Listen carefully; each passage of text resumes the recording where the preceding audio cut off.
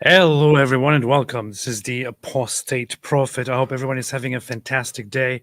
Um, I am live today on one of the greatest shows on the planet with with my usual guest David Wood, who nowadays identifies as a woman, as is common nowadays.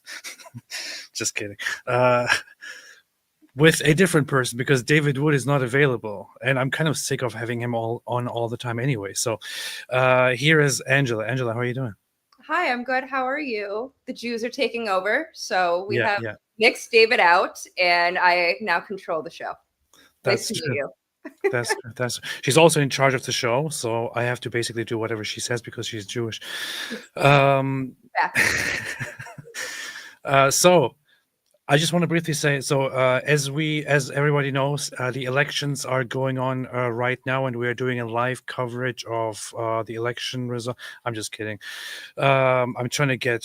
I thought maybe some people who are looking away and who are just listening might be confused and checking their screens now. So I'm tricking people into watching this by telling them that the election is live right now. This is how this is going to be watched lots and lots of times. Gonna get lots of views. Angela, how about we talk about you? Sure. Yes. Um, who are you? So my name's Angela. I'm an investigative journalist based out of Chicago. I tend to specialize in Muslim Brotherhood organizations inside America. It's just something that I grabbed a hold of around 2020. Got some training by former FBI agents in a few classes on this, and really saw the rise of all of these organizations, not just like in your local communities, but on college campuses. So I saw that about 4 or 5 years ago, maybe a little bit before that, and I was really intrigued by it. So I started studying Islam. I started studying the organizations. I started studying their plans, and it kind of just took off from there. I was called, obviously, I'm an Islamophobe. I'm a racist. I hate people. I was black pilled for years. After 10/7, hey, it turns out I'm right. And I've been right. And so now people are coming towards me for, discussing the networks that are around the United States, specifically, obviously, in my area of Chicago. So But you have a connection to Laura Loomer, don't you? I did. I worked for her for a couple years. I no longer do, but I ran around for her discussing a lot of the Muslim Brotherhood organizations. When I was blackballed, she was the only one that allowed me to report on it uncensored. Everyone else that I spoke to was like, "Oh, you do great work. Like, obviously, this is irrefutable evidence, but we can't post that. We can't say these things. It's Islamophobic, and our audience won't listen to you. So, no, thank you." And I said, "Okay." So why did you decide to be a racist, Islamophobic bigot? Uh, Well, again, I'm Jewish, so if anyone's a racist, Islamophobic bigot, it's definitely the Jews who are constantly being attacked by sorry, by the most peaceful religion in the world. yeah, Um, I'm so yeah. I'm yeah, glad you clarified that. I'm glad you clarified that. It is the most peaceful religion in the world, as we all know. There is no Islamophobia, no racism, no hate, no bigotry, nothing, nothing of that kind is welcome here. So, if anyone says anything Islamophobic here in the chat, I will ban you. So yeah, now that we have that, I find your stuff impressive. I have been following you on Twitter, now known as X, for quite a while now. And get lots of news from you. So it's quite impressive, your journalism and everything you're picking up, especially in relation to Israel, Islamists, America, and Jews. Yeah, that's what we have. What does your shirt say? so I don't know if you know this guy. His name is the Yuri. Very popular on TikTok. Just came over to X, and he makes these wonderful shirts. And with this one that I decided to wear says Zionist as F. Which, sorry, I'm backwards here on camera. And I got it in the America colors because, red, blue. And I wear it around town. I wear it at protests. I wear it everywhere I go. And I get a lot of comments for it. So I figured I'd wear it on tonight and hopefully we won't get banned. But Nice. It's a very good message. YouTube will probably appreciate this. I would say that it's a little bit inconsiderate, considering that lots of terrorists might tune in and they might be kind of offended about this. So that's okay. They're usually offended by my presence anyways. I was telling you before the show. So I don't know if you guys remember back in 2021, we had kind of like a precursor to the protests that are happening now. I would say there was the conflict in Israel-Palestine. Gaza was obviously throwing rockets into Israel, and the protests kind of started. We thought maybe a war would take off, another intifada. It didn't. So I thought it would be funny to troll all of them in the Chicagoland area. And I hired some people to do banners and fly over their heads. And what it said was, "I stand with Israel."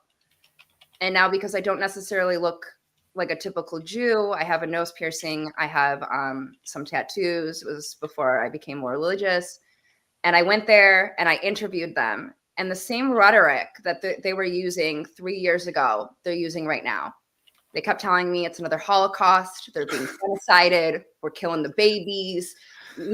There's apparently all of these babies that are being killed, yet the population just keeps growing. So Israel isn't doing a good enough job, in my opinion, because the population is growing. So if we're killing babies, it doesn't make sense to me. And then they decided that they were going to find me online, dox me, shell out my address, give me death threats. I think they called my mother a few times and told her that they were going to behead me because any jihadist, wants to behead people. I'm just kidding. Nice. It is the most peaceful religion. And, they left her filthy voicemails about her being Jewish. So I went underground for a little bit and helped other people out with a bunch of research. And then October 7th happened. And I said, you know what? I'm going to get at the forefront of this again. And that's where I've been. Well, you make it look like Muslims have a problem with Jews. I wouldn't be. Oh, we're friends. We're all cousins. Right. We're all friends. Right. Right. And I want to review a few things here. First off, in your opinion, do you so? I had a little bit of a mixed approach toward the whole election issue. Sure. I was, especially because of everything that is happening right now, everything that Democrats have done, everything that the Democrats have done in regards to Israel and all that, I have said for quite a while now, there is no way that I would give them my vote. I will have to, just for some single issues like that, I will have to give my vote to Donald Trump. And but then recently he did a few things that I thought kind of betray my values and my principles, and I will therefore not vote for him. I even said publicly because he put those Muslim Arab leaders on his stage and gave a whole speech on that. But then later on, as the election approached, I decided to just let it slide for now and just went out there and voted for Donald Trump. So there it is. That's what I did. But how do you think the election results, how do you think the Trump presidency, the second term, will unfold? Do you think that he will be do the things that he says in terms of the things that he said before in terms of Israel and the Middle East, for example, or will he be a different guy this time? I don't know. What is your general perspective on this? Okay, so I want to back up a little bit. I do want to talk about this Muslims for Trump campaign, and I want to talk a little bit about the Abandon Harris campaign, okay, because they're tied. So we've been doing some research into it, and the Abandon Harris campaign on their website has an EIN tax code, right? So that's the IRS tax code. It's what they have to do because they're a 501c4, I believe, right? So they're a super PAC. We tied that to a shell organization, okay? Under that shell organization, I tied their members to none other than CARE, Texas. Right. Then I found out that some of these abandoned Harris people all of a sudden flipped and became, guess what? Muslims for Trump. And some of them are connected to CARE in Pennsylvania. Oh boy. So this is not a hit against Trump, because I do believe he's going to do what needs to be done. What we know about these jihadist groups, and if I'm sure you've listened to them for years, I recently just rewatched like a 1989 ISNA conference, because that's what I do for fun. I should get out more.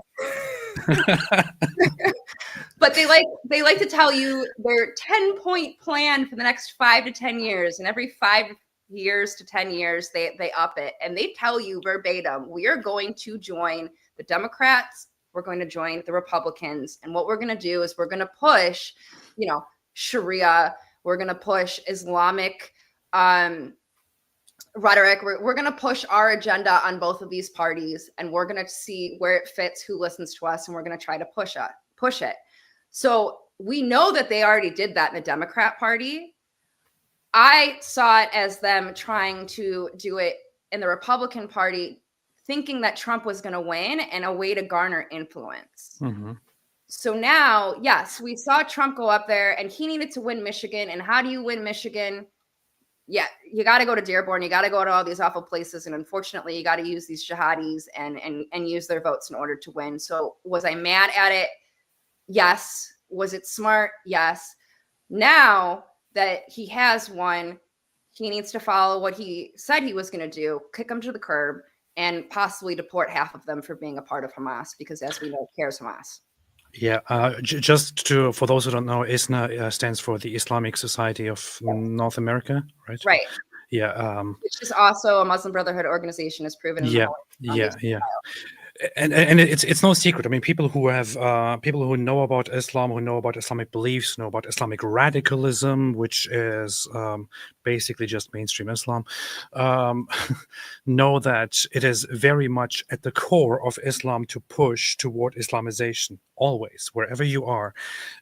Taking Islam seriously, having a serious Islamic mindset and being religious also means advocating for Islamization. It means advocating for Islam in the government, Islam around you, spreading Islam, being ruled by Islam, ruling by Islam, judging by Islam, and so on. So any influence that comes from Islamic organizations will bring Islamization. It's no joke. This is not something to really mess with. So when I convinced myself to vote for Donald Trump, I also thought, okay, you know what? It's politics. Maybe it's a temporary measure. Maybe it's this. Maybe it's that. Whatever. So I'll just go and vote. And I'm glad I'm glad I voted for Donald Trump, because my vote is actually what helped Donald Trump win. So you're welcome, everybody. But when we talk about what Trump said before, I want to look at a few things that he said. Here's his message to Hamas, which people have shared widely today. Really fast before you play this, I do want to say, so I looked into what Kamala, whatever, has said about Hamas on her page, right, over the last forever. She has said one thing, and she obviously equated it to the suffering of Palestinians by Israel. And Trump, for the last 13 years, has stood against Hamas and jihad and terrorism. So, go ahead. All right. I just think no, it's important. It's a good thing to add. We want our hostages back, and they better be back before I assume office, or you will be paying a very big price.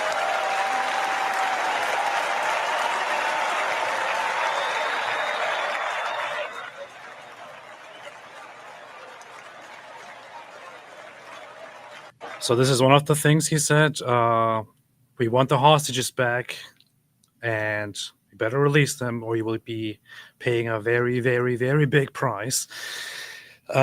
We have obviously Benjamin Netanyahu's reaction to the elections. He was very, very happy about it. He congratulated it and called it a great victory, which I thought I had ready here somewhere, but apparently I don't because I'm very, very incompetent. However, let's see. I think he was the first person to call. So I heard, you can correct me if I'm wrong later, but I think he was one of the first leaders to actually call and congratulate Trump. Yeah, on his win. So that is true. That is true. And everyone, of course, thinks that Netanyahu will be very happy about the results. And it's also his last post here on his account, which says, "Dear Donald and Melania Trump, congratulations on history's greatest comeback. Your historic return to the White House offers a new beginning for America and a powerful recommitment to the great alliance between Israel and America. This is a huge victory. It's a huge victory. In true friendship, yours, Benjamin and Sarah Netanyahu." So people love this. He loved this. oh, there's my comment. Apparently you love this too. We're right here. Peace. So, and the general idea was that moving forward, if Kamala Harris was to win, it would be kind of the future of this war would not be very bright, and she would give in to the whole progressivist idea, this wokest idea of, appealing to this whole narrative that there is a genocide going on and that we have to stop it. So she would push for calming things down and looking for a two-state solution that could even include Hamas at some point. With Donald Trump, we don't really expect such a thing. So I just hope that Donald Trump sticks to his idea. He also said in a prior speech that America needs to give Israel whatever they need to crush Hamas and to finish this war and to reach their goal. So these are things that he said. It was therefore confusing to me a little bit that he then went on stage with the Muslims and said, "Oh, we will bring peace," and all that. It seems contradictory, but I wonder how much of it is politics and how much of it is just, how much of it is real. I'm going to pray and say that it's politics. I mean, I've been a Trump fan, I think, since late 2016. Listen, I was duped my entire life. I was definitely a liberal. My mom is a progressive. I'm Jewish. A lot of Jews, we are unfortunately Democrats, except for this year. But, 8 years ago, I kind of woke up. I realized what Obama did. I realized what Hillary did. I realized what they were doing with Iran. I realized, obviously, Islam is the religion of peace, and George W. Bush standing next to Nihad Awad was 100% right and not concerning at all after 9/11. And, so I kind of woke up and decided that I was for Trump, and he's been saying these things his entire life. He's never changed his stance. So I'm going to give him the benefit of the doubt in this, but I still think that we should be, vigilant in saying, like, hey, even though if we know Donald Trump may not do this, someone else in his administration, maybe someone third, fourth, fifth, whatever, now that he gave a nod, is going to be like, okay, this person, he's okay. Trump went on stage with him, so I'm going to listen to him. And I think that's what CARE is counting on. That's what these Islamists are counting on to get, and we have to be vigilant. We have to say, no, this person is bad. Here's why. Get away. Yeah. I saw this thing earlier from JNS TV. They shared from Fox News and AP Voter Analysis. AP stands for Apostate Prophet, by the way. This is my news channel here, which they're referencing. Jews swing bigly. Of course. Trump wins highest share of Jewish votes in decades. And you can see here is a shift in Jewish voters.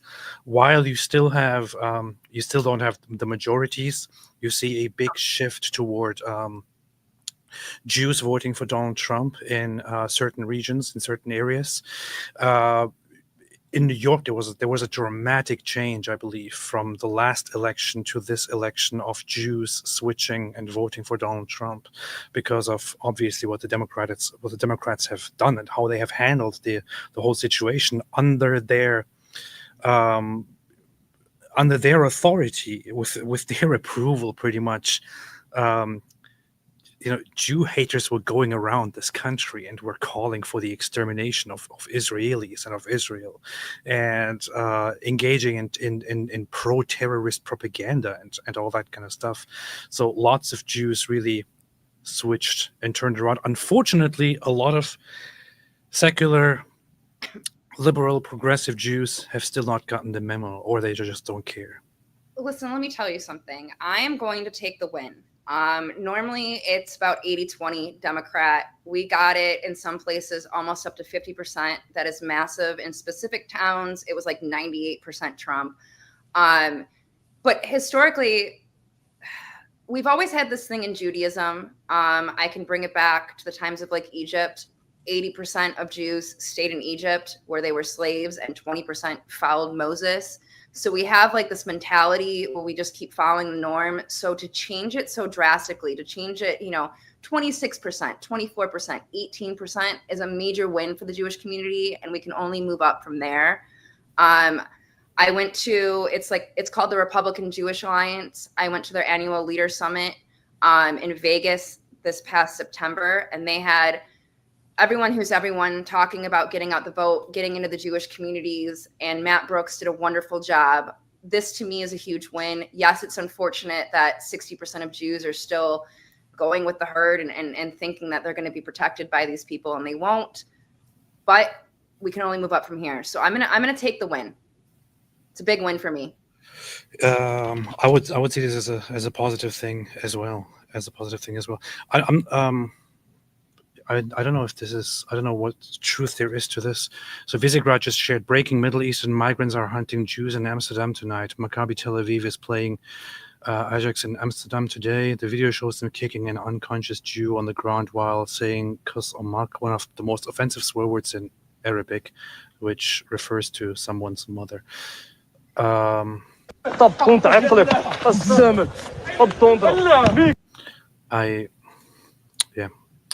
don't know.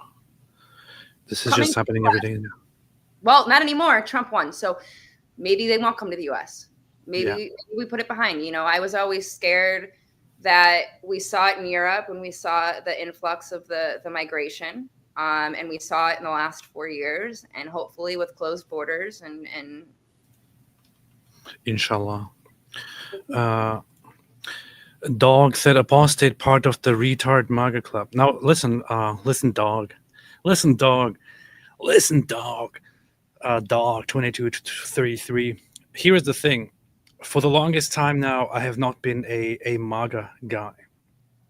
In fact, I have often expressed that I don't like Donald Trump, that I actually feel disgusted with Donald Trump, that I would never vote for Donald Trump, and so on. These are things that I said for years now. Whenever the topic came up, I rarely ever choose to talk about it. When it does come up, I talk about it. And when I talk trash about Donald Trump, I really do talk trash about Donald Trump. I also think that there is a cult of personality at play, and so on and so forth. However, I voted for Donald Trump this election, and I am proud of it. I am very, very proud of it. Wait, where's my button? We're proud of that. Okay. I'm proud of it, and I would do it again, and again, because I would choose simply in such an environment not to vote for either side. However, right now that is just that would be a stupid thing to do, because there was too much at stake here. And even I bought a little bit into the idea that it might be too close. I didn't really believe it, but I thought that Kamala could actually win. So it shouldn't be left to such little protests. So I told people that I'm voting. Everyone already knew that if I vote, then I will vote for Donald Trump. I decided to vote for Donald Trump because on the one hand you have the Democrats whose largest fan base is out there, literally in the streets protesting, burning American flags, burning Israel flags, calling for the elimination and extermination of Israel, and also walking together with Islamic terrorists. On the other hand, we have Donald Trump. Say whatever you want about Donald Trump.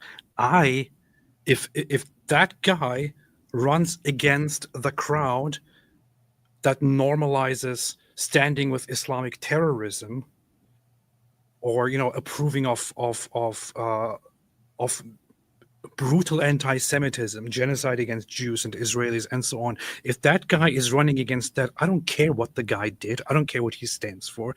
I don't care what he represents. None of the things that you can bring to the table are as horrible and messed up as that. If that guy runs against that kind of stuff, then I will vote for that guy. Listen, I'll tell you, there was this clip on X and it went absolutely viral. I believe it was Wesley Hunt was describing a story of him and Trump when they were talking to the leader of Al-Qaeda, okay, when we were in Afghanistan. And he's explaining, like, you're not going to harm a single American or touch their head or I will kill you, right? And the translator looks at him and he goes, no, tell him I said that. And they wouldn't. And so he goes and he pulls out of his pocket a picture, a satellite photo of this guy's house, and throws it in front of him and basically is telling him, like, I will kill you if you hurt an American, and walks out of the room. And you know what? I'm sorry. That's the kind of person we need in office, because the only way that these people respond, Iran, the IRGC, whatever, Hamas, they only respond to strength. Anything else is weakness. So Yes. to walk into a room and say, here's your house, touch us, I will kill you, mother effer, and walk out. That's the kind of guy I want. I don't care what he says. I don't, whatever. Sometimes I cringe. It's fine. I want the strong man in office who knows this is not what we're going to deal with and knows how to deal with them. Exactly.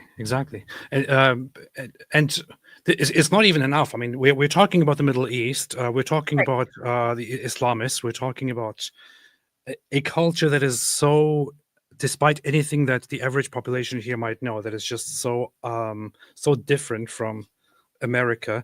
I mean, people talk about, oh, Donald Trump is a fascist. He's gonna bring fascism. Are you freaking kidding me, man? Like, you're telling me about fascism? We're all going to be rounded up in cars and going to the concentration camp. That's one thing I've seen on Facebook, if you still go on Facebook. So, we're all getting in line to go to the concentration camp. We're all going to the Nazi rallies. He's literally Hitler. I'm like, are we just going to minimize the Holocaust and spread lies because you don't like the guy? Like, I don't understand. It's so dumb. I mean, last time when he first got elected, they were saying, oh no, he's going to now do all of these crazy things. He's going to turn it into a dictatorship. He will never even let go of the presidency. He will hold on to it. He will abolish elections. He will do this and this and that. It was pretty predictable. None of that actually happened. Okay, the worst thing that happened was that he contested the election results, and some people went to protest and rioted, which was contained in no time. That's the worst thing that happened. Okay, did the guy attempt to turn it into a dictatorship? No. No, not in the slightest. And we wound up with Joe Biden for 4 years, or whoever was really running the country. They said he didn't have dementia, and then they came out and he's like, okay, he's maybe not all there. So whatever. We had 4 years of someone else. We went, we voted, he won. Looks like our elections are just fine, guys. Yeah. It is quite fine. And on the one hand, we have Islamist paradise, and on the other hand, we have the so-called fascism of this guy making mean posts on Twitter. I would rather prefer this fascism, honestly. President, we will deport the foreign jihad sympathizers, and we will deport them very quickly, and Hamas supporters will be gone. We will remove the jihadist sympathizers and Jew haters. We're going to remove the Jew haters who do nothing to help our country. They only want to destroy our country. And we will never let the horrors of October 7th be repeated here on American soil. We will not let that happen. Unlike liberal Kamala, I will support Israel's right to win its war on terror. You have to support that. Got to win, got to finish it off. And instead of pandering to the jihad sympathizers and America-hating radicals, we will deport them. We will deport them very quickly. I hope this is all of this is actually done. I hope it comes to fruition. I hope he does something about this. I hope he keeps up this stance, because this is what we need. There should be no sympathy. There should be no tolerance for those people, for the things that we have seen over the last year. I hope he does it. And if Trump is listening, I have a list. So let's go. He's listening right. He's listening right now. Listening right now, and I have a list. I have networks. Let's go. I'm ready. No, but seriously, this is like one of Trump. I know you're watching. I know you're watching. Listen to me. I'm ready. I this. No, but seriously, this is one of the reasons why I voted for him. And we know that they're here. We know that they have sleeper cells. We know that they have networks, and they can't be here. And, you know, it's not just about Israel. It's not just about Jews. Yes, they're going to go for the Jews, but they hate Christians too. You know, they hate Christians. They hate America. Iran, you know, the IRGC, whatever, calls it little Satan and big Satan. So if they can knock out one, they're going to knock out the other. We're just waiting in line. So we need someone that's going to say, hey, no, get out. Yeah, exactly. Their problem is not just with the Jews. Some people have this whole illusion like, oh yeah, the Muslims, they are against the Jews because they realize that Jews are bad. They're not just about Jews. They're not just about hating Jews. Yes, they hate Jews more than they hate anybody else. However, you are next, Christians. Well, any unbeliever really, but yeah. I mean, yeah. Sorry, again, most peaceful religion. They love you. Take them up in arms, and let's all be brothers and sing Kumbaya. Thank you. Yeah, Islam is the most is the least Islamophobic religion there. So yes, that's good. Yeah. As you were just talking, I was thinking about. Look at your screen. Look at Trump hating all those Jews. Look at him hating my friend Rabbi Katz in the background right there at the Ohel for the Rabbi. Yeah. Look at him hating all those Jews. Yeah, he went there with the one that he hates the most, Ben Shapiro, who is hiding here behind where we cannot see him. He's hiding. And he's here at a grave. Basically, this picture summarizes Donald Trump, who is literally Hitler, saying, I want all Jews to be in a grave just like this. So this is basically whatever. Jews for Hitler, I guess. Don't say that. Clearly a joke.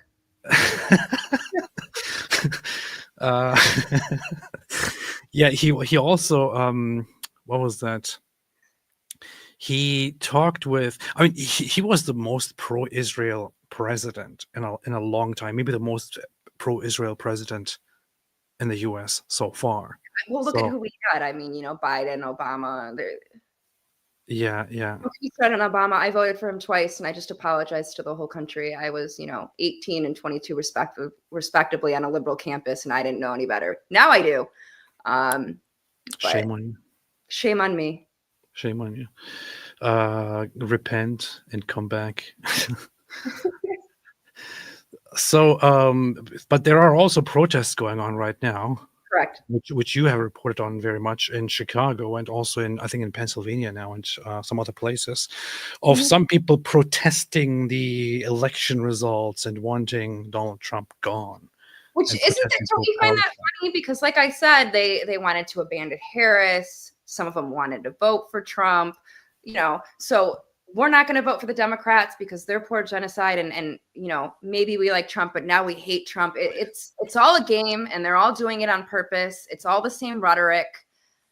Go ahead and play the clip. You know what's the funniest thing to me, though, before playing the clip, the funniest thing to me are those people who are walking around thinking, oh, yeah, Kamala Harris lost because we pro-Palestine people, we protested and we taught them a lesson because they were pro-genocide. They have lost our votes, which cost them the election. People are really delusional. They actually think that they took down Kamala Harris. Yes. Not only that, they are on the flip side. They're saying, look, all the Jews voted for Kamala. It's all they're not with this. They're not with this. We voted for Trump. They voted for Kamala. And I'm sitting here like, well, which one is it? Here's Zara Sultana saying, turns out there's a political cost to aiding the genocide of Palestinians. Giving Israeli blank check and ignoring massive protests led to this point. Also, not being the bad guy isn't enough to beat the far right. A radical positive vision is needed and labor should take note. If anything, I would say the fact that the Democrats have so have so freely allowed the anti-America protesters to go around and to burn America flags and to spread their anti-Semitism and so on. The fact that the pro-Palestine protesters got into everyone's face and started insulting everyone, that probably really contributed to turning people away from the Democratic Party. That probably contributed to Kamala Harris losing, not the other way around. So you know what? I kind of almost want to personally thank them because they did this in majority Democrat cities. Obviously, it's everywhere. There's a bunch in Texas, but we can talk about that later. But like New York, California, Illinois, specifically Chicago, they're in the streets. Nobody's doing anything about it. The mayors are standing down. None of the cops are doing anything about it. American citizens are literally sitting here like, we want this to stop. And obviously, we're not going to go out in the streets and cause violence because that's not what we do. So we were waiting for someone to do something and they wouldn't. So you know what? Thank you, because now we all voted the other and we'll see what happens. Hopefully you're saying thank you to all the pro-Palestine protesters. I am. Basically. All right. You see. Yeah. You cause enough chaos, you swing it in the way that I want it, and then we'll see you later or see you never.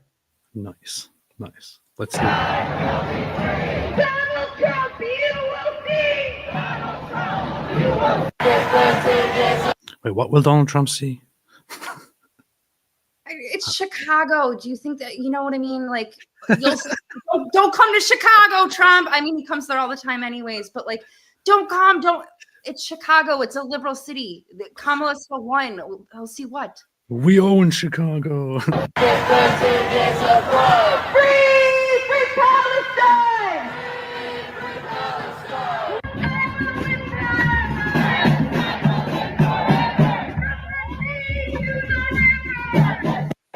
These guys actually think that they're protests are meant to speak out and spread your voice and to change minds, to influence and so on. These guys actually think that they're making a good impact with this kind of stuff. No, it's a bully campaign. It's so dumb. It's a bully campaign. And it's specifically in Chicago, it's mostly run by USPCN, which is United States Palestinian Community Network. I purposely mispronounce this guy's name all the time. So his name, I call him Hatem Abudaye.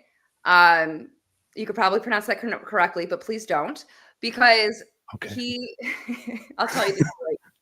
So he's been running these protests for over 30 years, specifically in the Midwest, but he's branched out all over the country. He works with all of our favorites, all of our favorite organizations.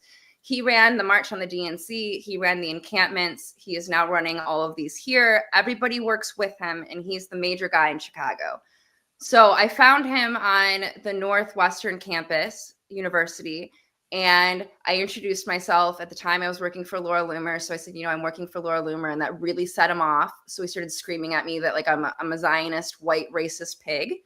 And I said, okay, that's great. Again, nice to meet you. I wanted to ask you a few questions. And I go, so in 2011, you were investigated for your links to PFLP and Hamas. Can you tell me more about that? And he just got completely irate. So this guy who started USPCN Network, he also started Arab American Action Network with Rasima O'Day. And if you don't know who that is, she's a convicted PFLP terrorist who was deported from our country in 2017. Okay. Mm-hmm. So this guy has links to terrorism, and he's the one who's running all of these protests in our city, just like last night, bringing everybody in, all the old school communists, all of the new age ones. He's been doing this for generations, and they're all just running amok in our streets. And what are they trying to achieve? And will they achieve it soon? I mean, obviously they freed Palestine 20 years ago, so I don't know at this point. But they do have a lot of influence, which is some of the stuff that I'm looking into. He recently said on film that he was friends with the mayor. Don't know if that's true. He's friends with a lot of people on the Chicago Teachers Union, on the boards, friends with politicians. Some of them use false names when they go out in public and speak, but I've found some of their real names. This might get me in trouble. They work for Chicago Housing Authority and they work for the migrant whatever organization. So I'm kind of digging into that and turning it into who I need to turn it into, but they have a lot of influence in the city. So maybe it's jihad, maybe they're just spreading peace. Maybe they're just being great American citizens. I would say that it looks like a peace campaign to spread the religion of peace, because that's what. Do you have the other one from last night that I showed you? So not only were they at Trump Tower saying, you know, Trump's the worst, don't come here, we'll scream in your face. They went to a synagogue.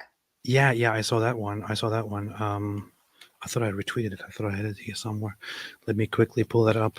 They actually started breaking into or trespassing and going inside a synagogue. Right. So again, I'm so American. I'm really bad at Middle Eastern names, but Yosef Hadid came and he spoke at an event that the Chicago Jewish Alliance was holding to talk about the, you know, Israeli-Palestine conflict. And it was a ticketed event at a synagogue. So apparently these SJP people, which is Social Justice for Palestine, came. A few got into the event and they were all screaming and boycotting outside and intimidating people before they even got there. So security had to escort all of the Jews and people in attendance to get in.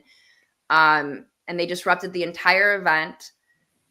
And some of them were arrested. They did get trespassing charges, but how can we allow simultaneously people in the streets destroying property? They destroyed property within the synagogue, and then they're out in the streets talking about politics, screaming, you know, we need to ban the two-party system. We can't have this anymore. We need a third way. It's all a mess. It's all crazy. And let's see. Let's have a look at that. So here is one of these things. A mob led by Chicago area SGP chapters is rioting outside the Chicago Loop Synagogue. Why? They're mad at Yosef Hadad. An Arab Israeli doesn't go along with their genocide and apartheid narrative. Some protesters managed to break into the synagogue. At least 2 have been arrested. Have they been charged meanwhile, by the way? Yes. So there were a total, I heard, there were a total of 5 on the inside that got in, and 2 of them were arrested for trespass. And then I think another one, I can look it up. I think another one was like destruction of property or something. Let's see. Criminal trespass and a misdemeanor count for criminal damage to property. Oh, good. At least they're doing something, it seems. Something. I mean, but this is a normal occurrence with USPCN. He goes around, he'll intimidate every single Jewish event that we have in the city. He did it to Michael Rappaport, whether you like him or not. He's a Jew, and he's tried to come here 3 times. They canceled him. They canceled Modest Yahoo. The reason why I know about them is because they canceled one of my rallies, and that was the worst thing he could have ever done, because then he got on my radar. Now I know everything about them. Don't ever get on my radar. And then he went to I don't know if you remember last year, there was a rally in Skokie, and a bunch of violence occurred. 40 Palestinians went and they ripped off the flag of a Jewish man's car who was trying to attend this event.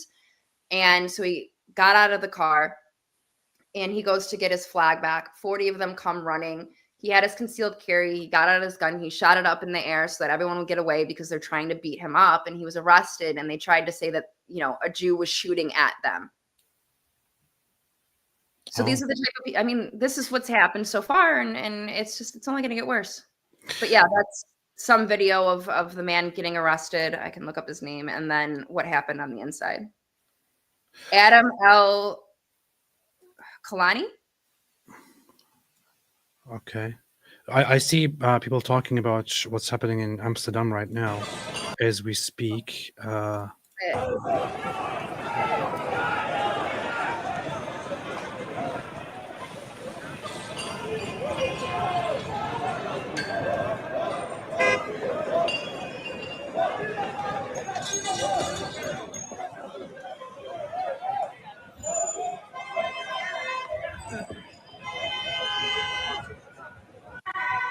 So we have multiple sources reporting that there are mobs in Amsterdam attacking Jews. Are you shocked by this? I'm not shocked at all. Me neither. But I mean, I've been to Amsterdam, and the only thing that surprises me is that it would take so long, honestly. But see, these are the kinds of things that I was terrified of happening here.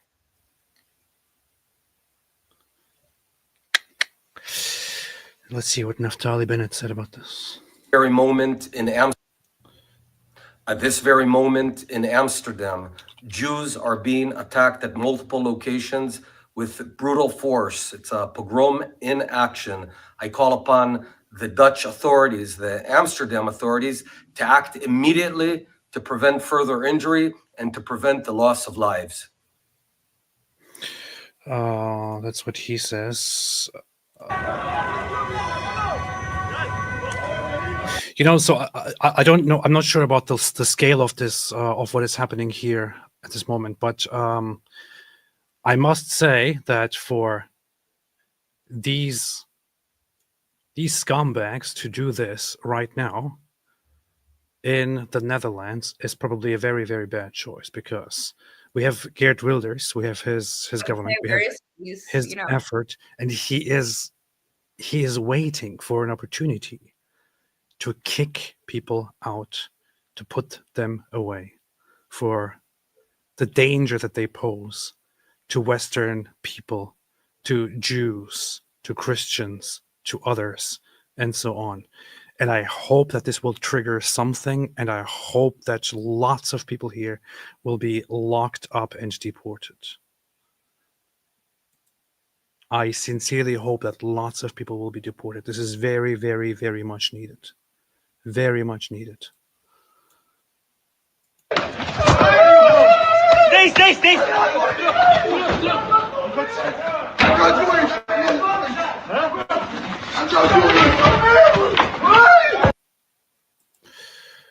It's just, it's just so cowardly. There's 10, 15 of them in one guy. That's the culture. That's what they always do. One guy. So really fast, I want to go back to the story of when I was on the campus. So as I'm confronting this guy, his co-chair comes up to me and screams at me, "You didn't pronounce his name right. You didn't pronounce his name right. Pronounce it right." And this is why I never do. Grabs me by the collar, okay? Like, I'm all 5'6", I'm a woman. Grabs me by the collar, grabs my phone and chucks it and won't release me. So I looked him straight in his face, straight in his eyes, okay? And I grabbed him and I shoved him to the ground. And I was like, "You need to get away from me right now." And I could see that he was scared. And I ran and I got my phone and I went back to filming and doing what I was doing. But that's why they go in groups, because if it's just one-on-one, yeah, they're nothing. They're absolutely nothing. It's the mob mentality. They rely on that. They very, very much rely on that. It's an element of intimidation, an element of terror. Very, very right. So, fitting. Again, 5'6" woman. Just don't be afraid of them. I'm not saying be violent. Don't get violent. Obviously, I did it in self-defense. But don't take their crap. Yeah. So the reports are that there's a match today that took place between Maccabi Tel Aviv and Ajax in Amsterdam, and after that, lots of what appears to be, what is reported to be Arabic-speaking people started going around and attacking Israeli fans and beating them up, beating up Jews. You mean Western Asian men? Oh yeah, Western Asian men, of course. Yes, Western Asian men. We don't know what they identify as, though. Have started attacking Zionists. Pretty much. I'm going to wait for more on this, on what is happening here, but following it closely. Would also urge everyone else to follow closely and let me know if there's any updates, people in the chat. But disgusting things happening, and this is what Seriously, so many of us and so many others before us have repeatedly pointed out that importing large parts of populations into your country with the excuse that you need labor forces, you need a population, you need a younger population, and so on, and then going for those demographics, importing those people, and letting them do whatever they want, letting them preach whatever the hell they want in your country would have severe consequences in the future on your own people and on others, especially Jewish people Listen, I'm who going to are get called. part of these communities. I'm going to get called racist again here, but not all ideologies are created equal, right? So if we have a clash of ideologies, and one ideology is telling you, I'm better than you, I must defeat you, you cannot exist, I'm going to believe them and then not want to live next to them, whether it be communism, Islam, whatever it is. If you're telling me that you supersede the way I want to live, and if I don't follow you, you're going to kill me, I might not want to live next to you. That was possibly the most Islamophobic thing I've heard in my life. Thing I've ever said, you know. But yeah. I'm only listening to what people tell me, and I'm gonna believe them at face value. So that's pretty racist. Let's have a look at when Muslims go and conquer the adjacent country, what do? We kill them all? No. The Prophet says, the first thing you do is call them to Islam. If they refuse, then tell them Allah obliged upon you to pay taxation. In return, when enemy comes and attack your country, you don't fight. We Muslims protect you. Subhanallah, for this little money? Yes. And you enjoy sitting in your homes and in your country and live your life normally. But the ruling is for Sharia. So you do not open nightclubs, you do not fornicate. If they refuse, then we have to fight. Makes sense. Just be a Tahimi, pay the jizya, it'll be fine. It makes complete sense, yeah. It makes complete sense. We will protect you. You have to cover your hair, you have to follow our rules. Maybe you'll have to have a male escort follow you everywhere. Who knows? But it'll be okay because we're protecting you and you're paying us money to follow our law. Yes, think about it. This is how it goes with with gangs and with the mafia. It's basic logic. If you are going to live in a certain neighborhood, if you're going to run a shop and win your bread there, then you have to pay protection money. You have to pay protection money to the mob, to the gangs. As long as you just pay the protection money, you can operate your stuff. You can run your business. But if you don't, then but you can't have clubs and you can't fornicate. He said it. Yeah, that's true. Said it. That's true. So you can't live completely normally. It has to be under Sharia. Islam is basically like a criminal gang, and that's okay. See. Fine. And if we fight you, then we capture you, you become our slaves, and we take your land, and you take because you refuse. I give you two good options in the coming 40, 50 years when the Muslims become strong, as they're supposed to. I find it funny that he says, we give you two good options. So what's the problem? What's the problem? You just be our slaves. Be our slave. He didn't say what kind of slave. Oh, yeah. Well, you would be a sex slave, whereas somebody else would be just a regular slave. So I don't know. I mean, I know they don't like homosexuality, but I'm telling you. Well, I would be killed directly anyway because I'm an ex-Muslim. But if you were a little bit younger.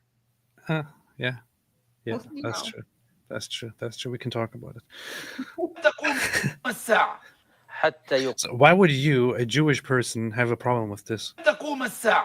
حتى يقاتل المسلمون اليهود فيقتلهم المسلمون فيجري اليهودي فيختبئ وراء الشجر والحجر حتى يقول الشجر والحجر يا مسلم يا عبد الله هذا يهودي ورائي فتعال فاقتل إلا الغرقد فإنه من شجر اليهود.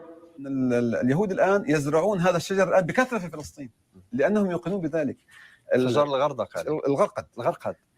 ولو دخل أي واحد منكم ونظر إلى هذه المغتصبات إن تيسر له ذلك عبر جوجل إيرث أو غير ذلك من البرامج لاستطاع أن يرى هذه الشجرة ظاهرة تحيط بكل مكان عندهم. سنقاتلهم وسنهزمهم وسنستأصل شأفتهم فلا يعود على ظهر الأرض يهودي واحد. Not a single Jew will. It's so funny. They talk like this, and then as soon as you fight them, they start losing and dying and then crying for help.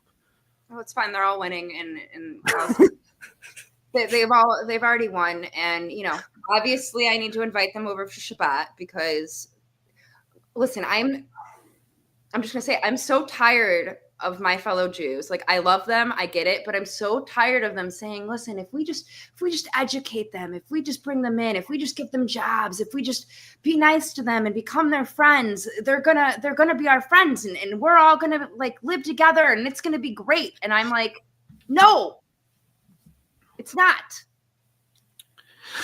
Well, you know what's messed up to me? I understand that some people in the West, I understand that Western people have this completely naive perspective. I understand that certain, Jewish people in the West think naively like this. However, what amazes me so much, what amazes me so much is that there are those in Israel who still, after October 7th, still advocate for.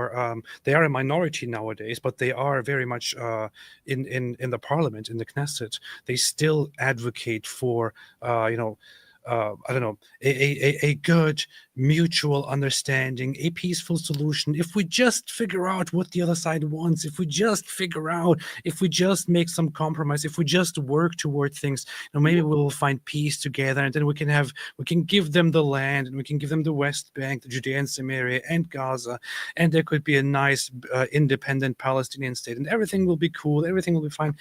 No. No, it explicitly states in their charter what they want. They want the Jews dead and they want all of Israel. Okay. And it's backed by the Quran, which again, I'm Islamophobic and racist. It's the religion of peace. But they say all of these things. They tell you exactly what they want. And then you sit there and you're like, oh, well, we can make friends with them. We can do this. You cannot. They're not going to change. But whatever. This here sounds very racist. Sephardic Jews know the Arabs. They are more based. Sounds very, very racist. However, there is truth to this. Yes. Even in Israel, you will see that among Ashkenazi Jews, people tend to be much more like, oh, yeah, there must be a diplomatic solution to this. Whereas the Sephardic and Mizrahi Jews are much more opposed to it and say there is no other solution. Well, I think, Ashkenazi Jews, it's not that we had it like so much better. We had it differently. You know what I'm saying? Where we lived, we had a different type of anti-Semitism, and where they come from, they were like right there in the face, in the forefront of all of this. So they can tell you exactly how, these people are and what they believe versus us. I mean, in Europe and in America, we had a golden age. So the anti-Semitism was different. Mm-hmm. So yeah, they are more based because they were there. They know. We didn't see this. We weren't confronted with this. However, all of those imams that you played from different countries, they have that now. Well, they've had it for years, but more so recently inside America, in places like Dearborn, that's exactly what they're preaching. Yeah.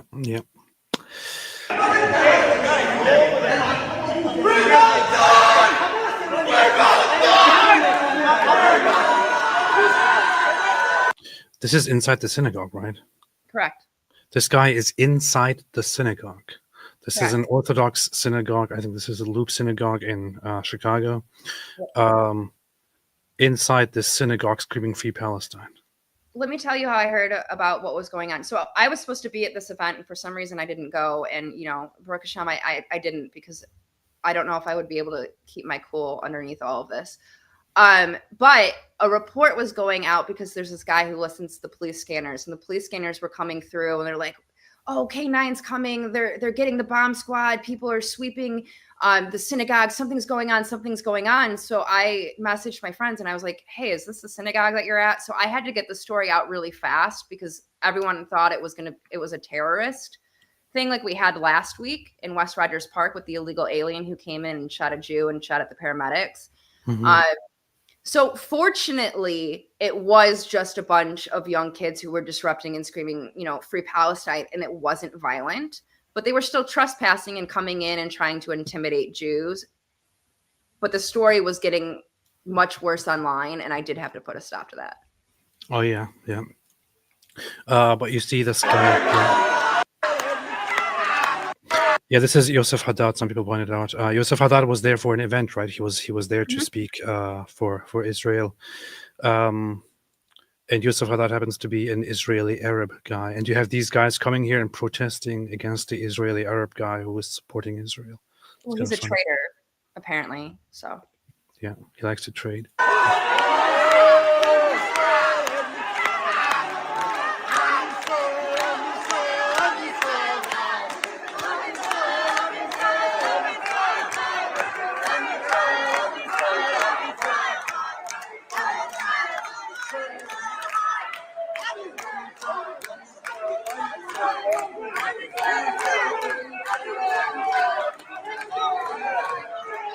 This reminds me of when I spoke to Dr. Einat Wolf. She said that that she had a conversation with a listener when she went to speak somewhere, and the listener came up to her and said, "The pro-Palestine crowds, they have catchy slogans. They have the things that they shout, which people pick up and shout. What we Jews, all we have is just, Am Yisrael Chai and this and that and our vigils and all that. So maybe we should have a slogan too. And I have an idea, and the slogan would be "Leave us alone." That might be catchy, but unfortunately, people have been saying that for years, and it just. We like to say what we know. I don't know. Yeah, it doesn't work. Bye bye, terrorists. Bye bye, terrorists. Thanks for the $45. Wait, what? $45? What is this about?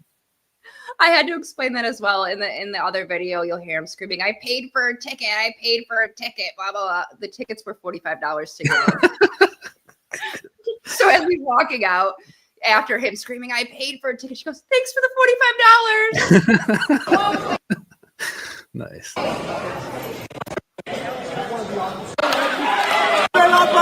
Terrorist supporter. I'm gonna make you famous. Terrorist. I'm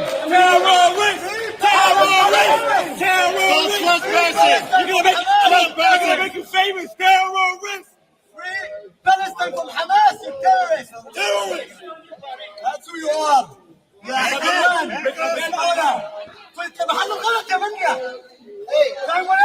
have nothing, man. I have nothing, dude. Please, I have nothing. He says, "Please, I have nothing." Now he starts begging. That's funny. That is very, very funny. Go into it. Seriously, how would people react if people started going into mosques and shouting things like this? Exactly. And you know what? I'm kind of proud of the Chicago Jewish community because I've never really seen them react in this way. Like some of them are a little scared. Some, they're not used to dealing with all of this. They live normal lives. I've always been the one that's in the forefront attacking them, and they think I'm the one screaming it's the end of days. Unfortunately, now, we're kind of here. But I'm very proud of them for standing up and making sure that these people are out and saying, like, we're not going to put up with this and screaming Am Yisrael Chai in their faces, because that's kind of what you need to do. You need to show that you don't have fear of them. Mm-hmm. Mm-hmm. Here we have Yosef Haddad reporting directly.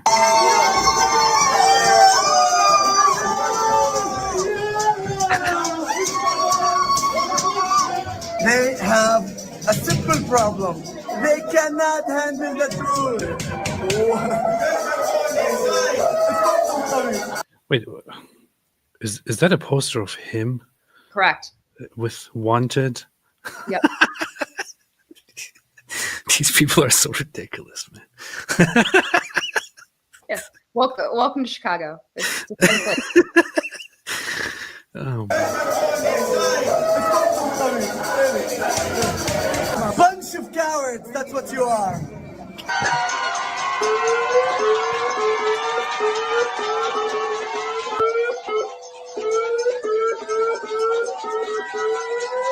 We will never, ever be scared of those terror supporters.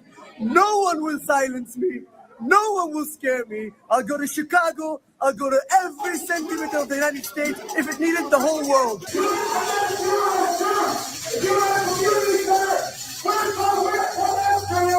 Take the mask off, you coward!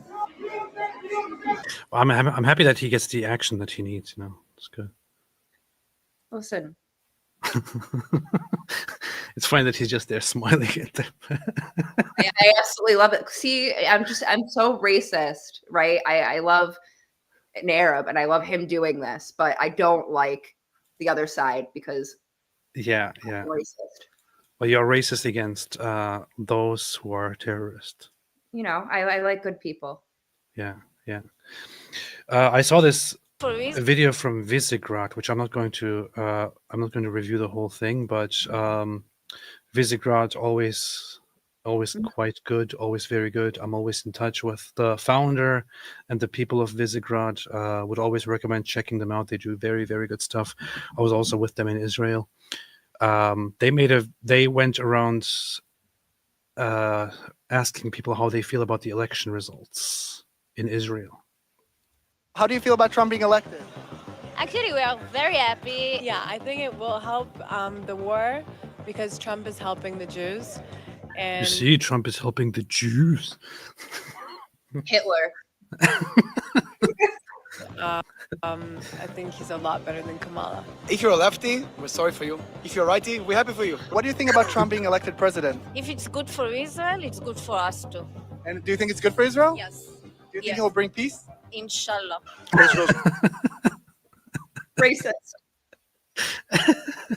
Inshallah. Protected. Thank God we got Baruch Hashem. We got Trump. Trump, our Thank 47th president, baby.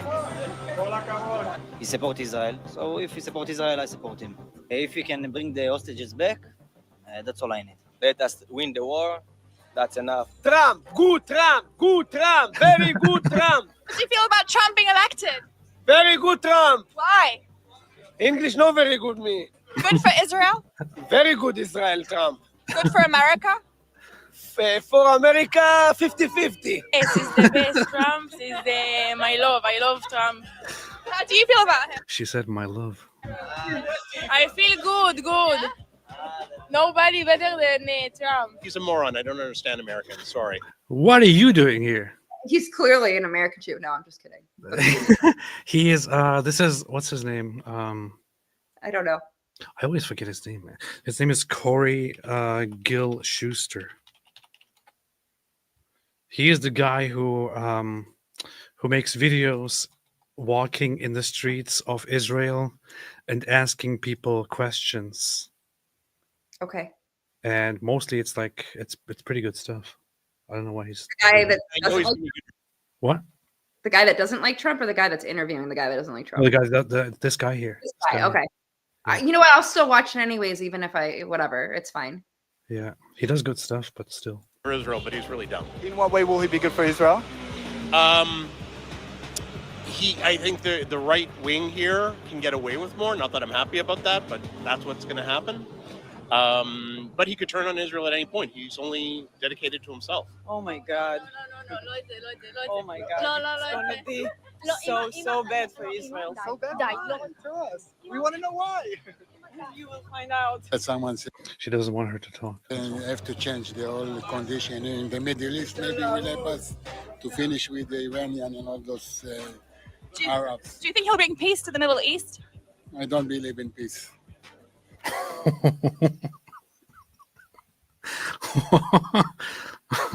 Thank you. Okay. Oh, that's based. You've been to Israel. You know how Israelis are. Yes. It is totally based. Yes, I know how they are, and this is just No PC culture in Israel whatsoever. Like, you'll walk down the street and they'll tell you whatever's on their mind. Yeah. I liked that attitude about them, that they will just tell you whatever they think, whatever is on their mind, and they happen to be very loud, even when talking to each other in the nicest ways. Yep. When Israelis talk nicely to each other, it sounds like they're fighting. Kind of like the Germans.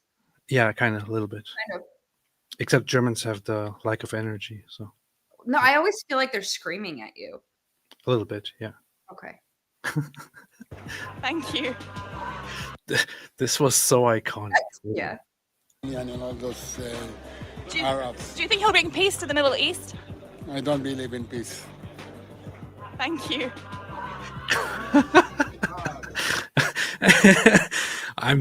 It's so good that they actually filmed him walking away with the with the ref.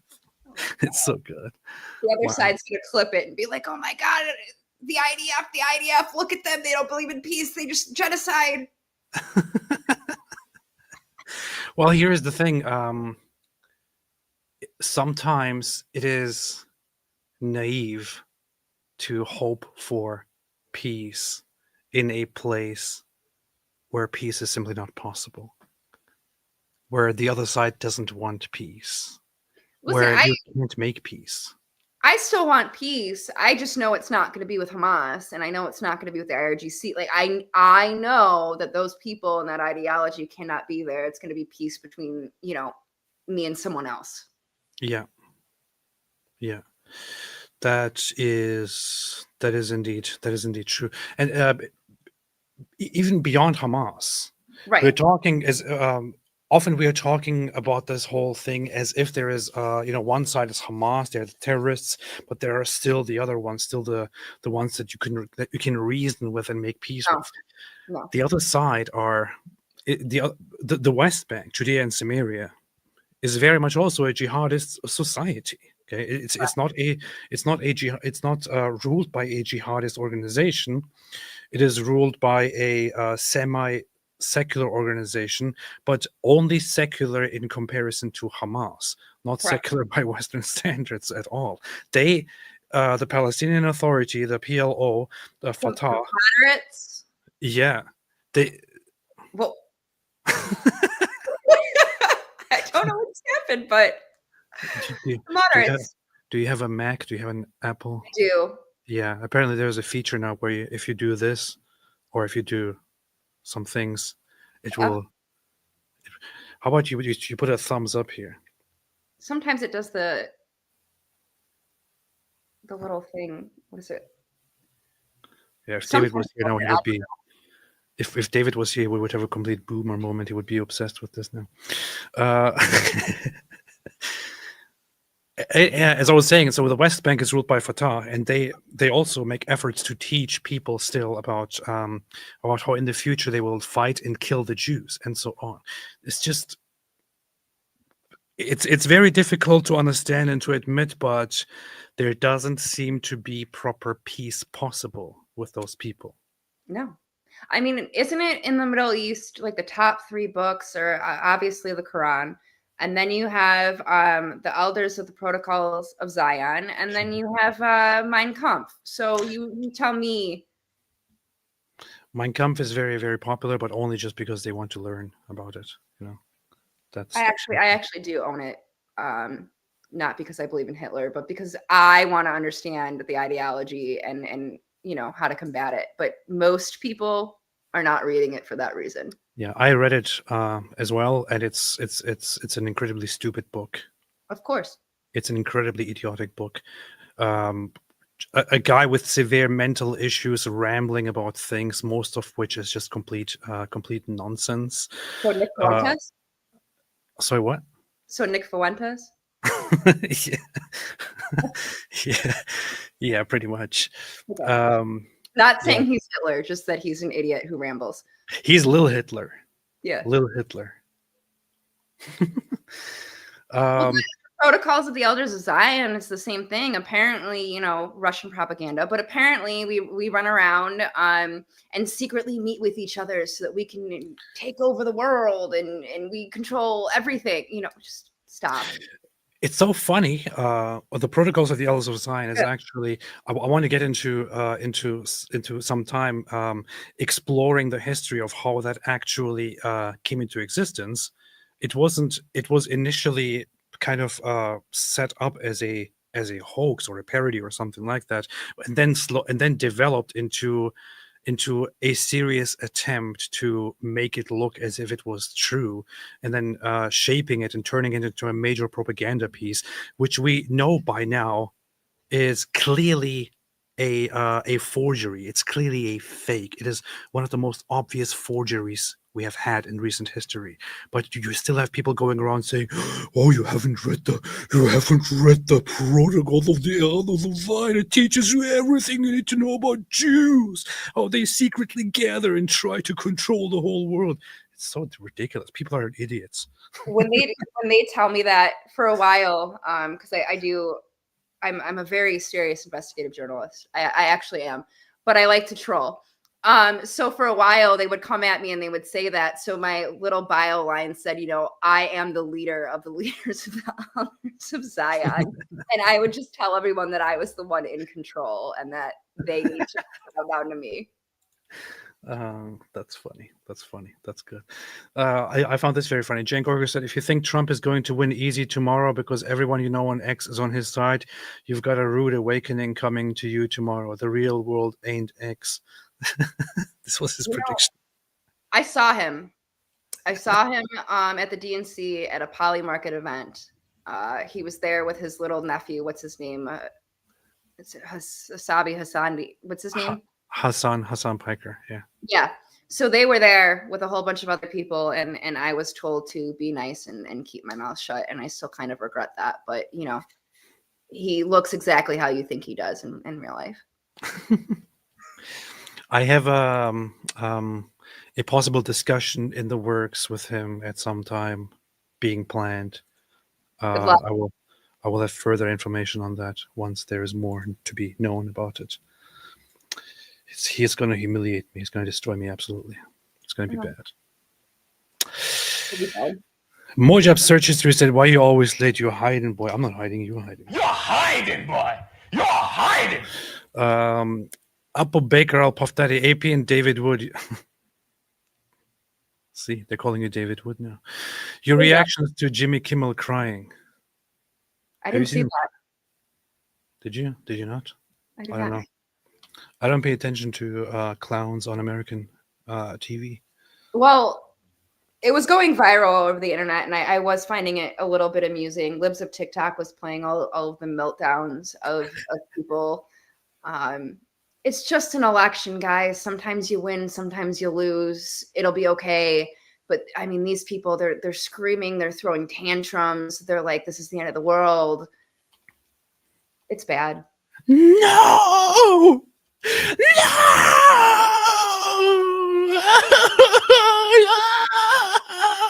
What's amazing to me is that they actually sit there and record themselves. And yes. They're like, okay, I'm going to upload this. This is very good. One guy was, I think, recording his wife or his girlfriend, and she's throwing a tantrum down the hall, slamming herself in the walls and like screaming, "I can't believe this is happening." And she's crawling on the floor. And he goes, "I'm recording you because I think the cops are going to come and they're not going to believe me." Because she's going to have bruises all over. She's literally slamming her head into this wall, going into this door frame, screaming, "Oh my God, Trump won. We're all this." And I'm like, what is going on? That's one of them. That's one of the best ones. This is the best. I'm sorry. No! Why? Why? Do you really hate me that bad?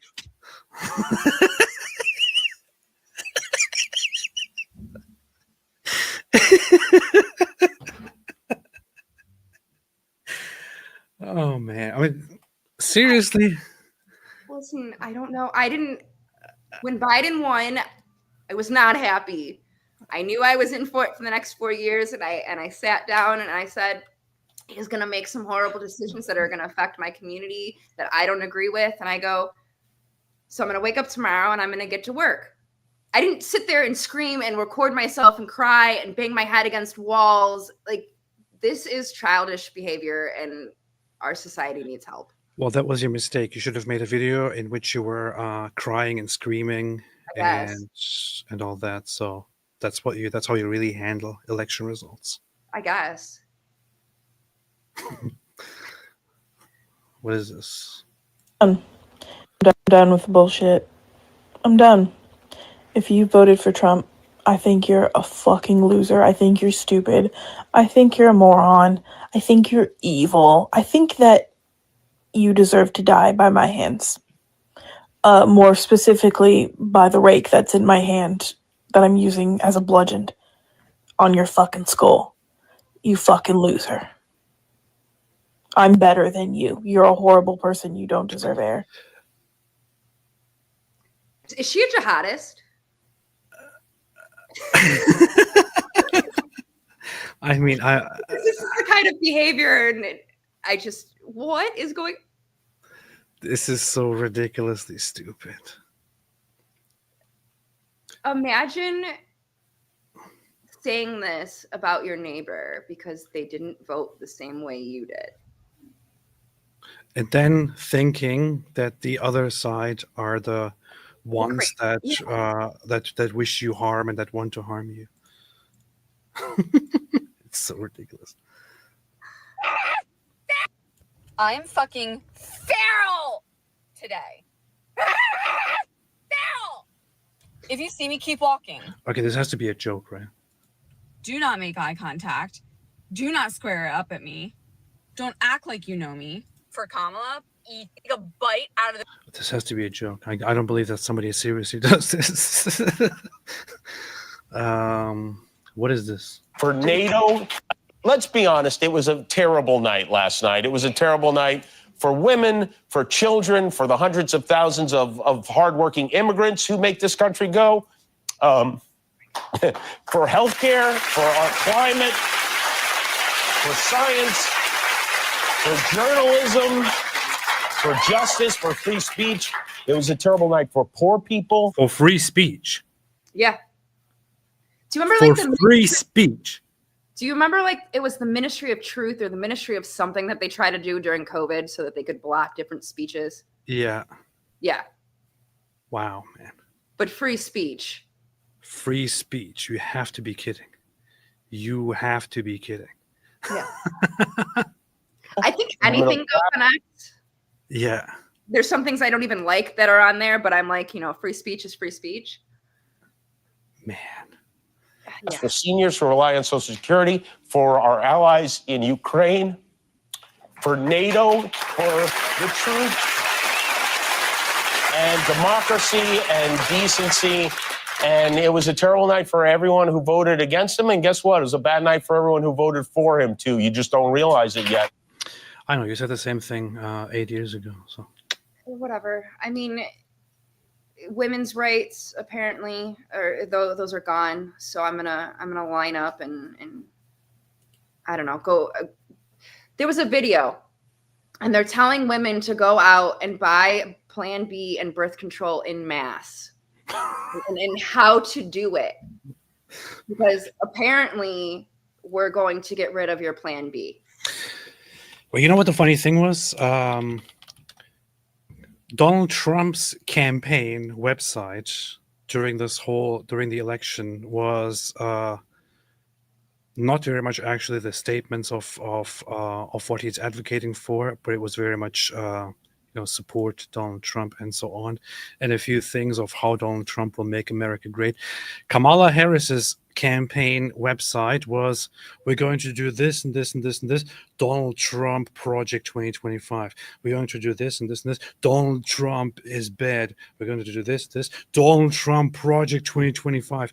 It was all just about the focus was Donald Trump is going to take away your rights.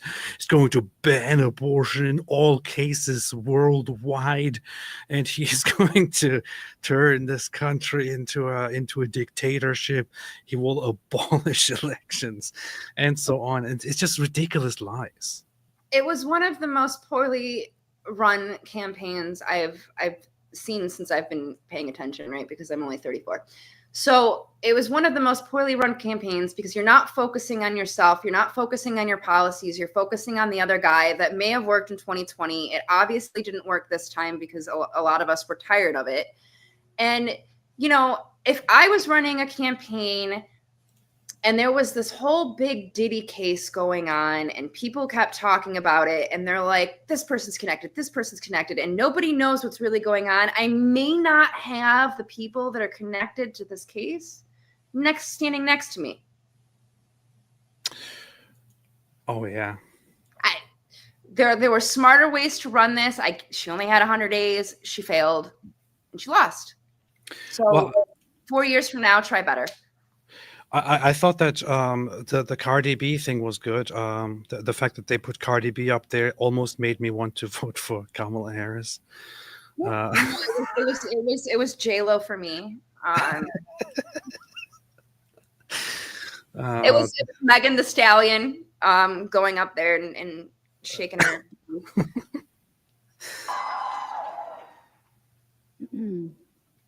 Trump says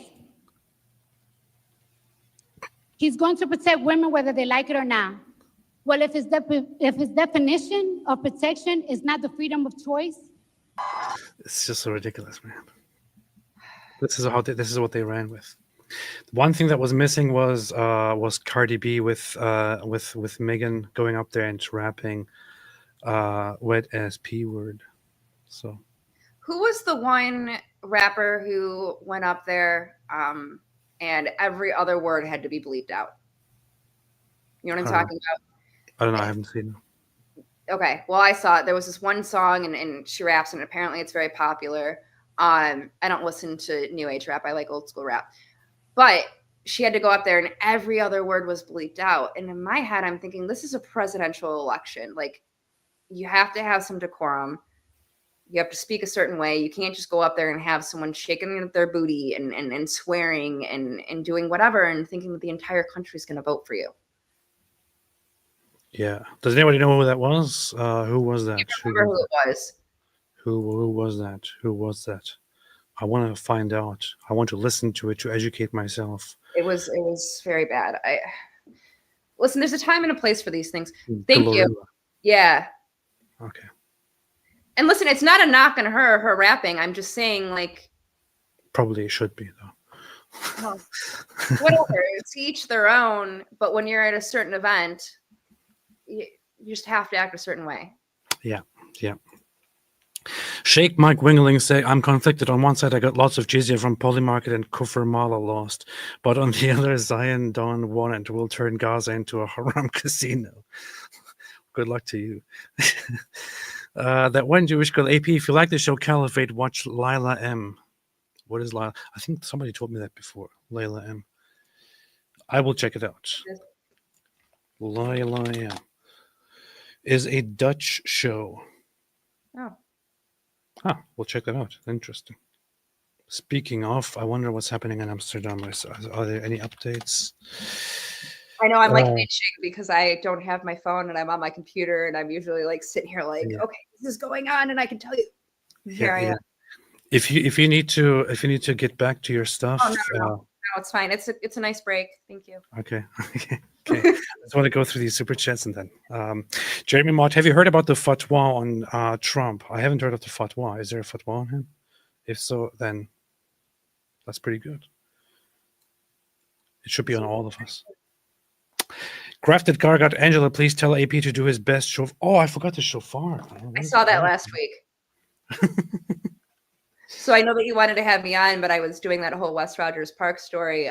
But I was listening in. I had my little YouTube or whatever on the side as I was driving home, and I heard you blowing the show. It was terrible. I know. Don't say anything. You'll get better. I'm trying my best. All right, let's see.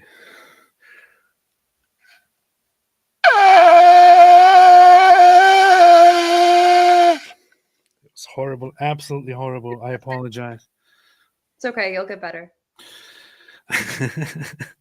Apple Baker, Angela, reaction to Trump's victory in Israel. Yes. Yeah, I mean, what was it? They did a poll, and 70% of Israelis and 30 were for Trump, and 30 were against. So Yeah. Most people in Israel are happy with it, so that's right. that. Black Angel said AP is a horrible blower. Black Angel, always Black Angel. Goat Hub, David, I must say you make a pretty woman. Yeah. Divine Mercy, Run One. Why isn't this woman using a whiteboard? Do you know about the whiteboard? You probably don't know about that. No, I don't, but I can walk into my other room. I have one. Don't get a whiteboard.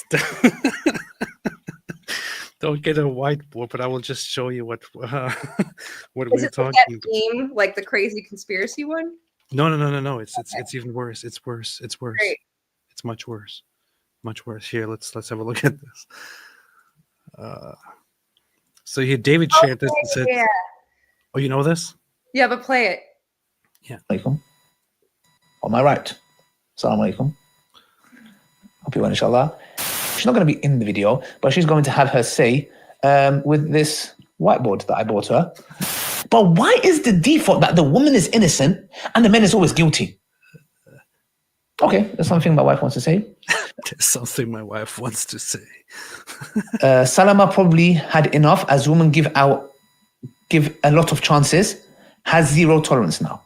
Okay, this is why I want you here. Yeah, it's very important for you to be here. Yes, just to take the past traumas of their father or ex-husband, etc., and project it on other people. So, okay, she's saying she made the video, not him. I don't know his opinion. Well, exactly. There you go. Okay, there's nothing else I have to say. Anything you'd like to say? If you do, just let me know, inshallah. The Prophet, peace be upon him, told us he went to the hellfire. Again, I know you guys are going to be like, oh, it's a reality check. Okay.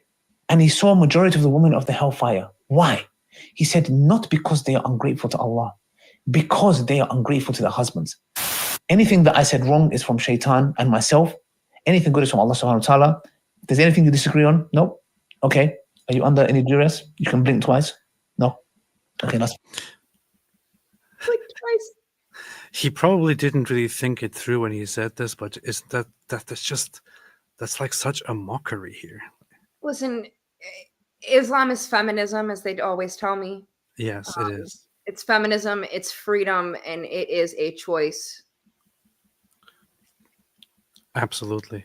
She's even wearing gloves so that her hands can't be seen. That's like full burqa niqab, whatever.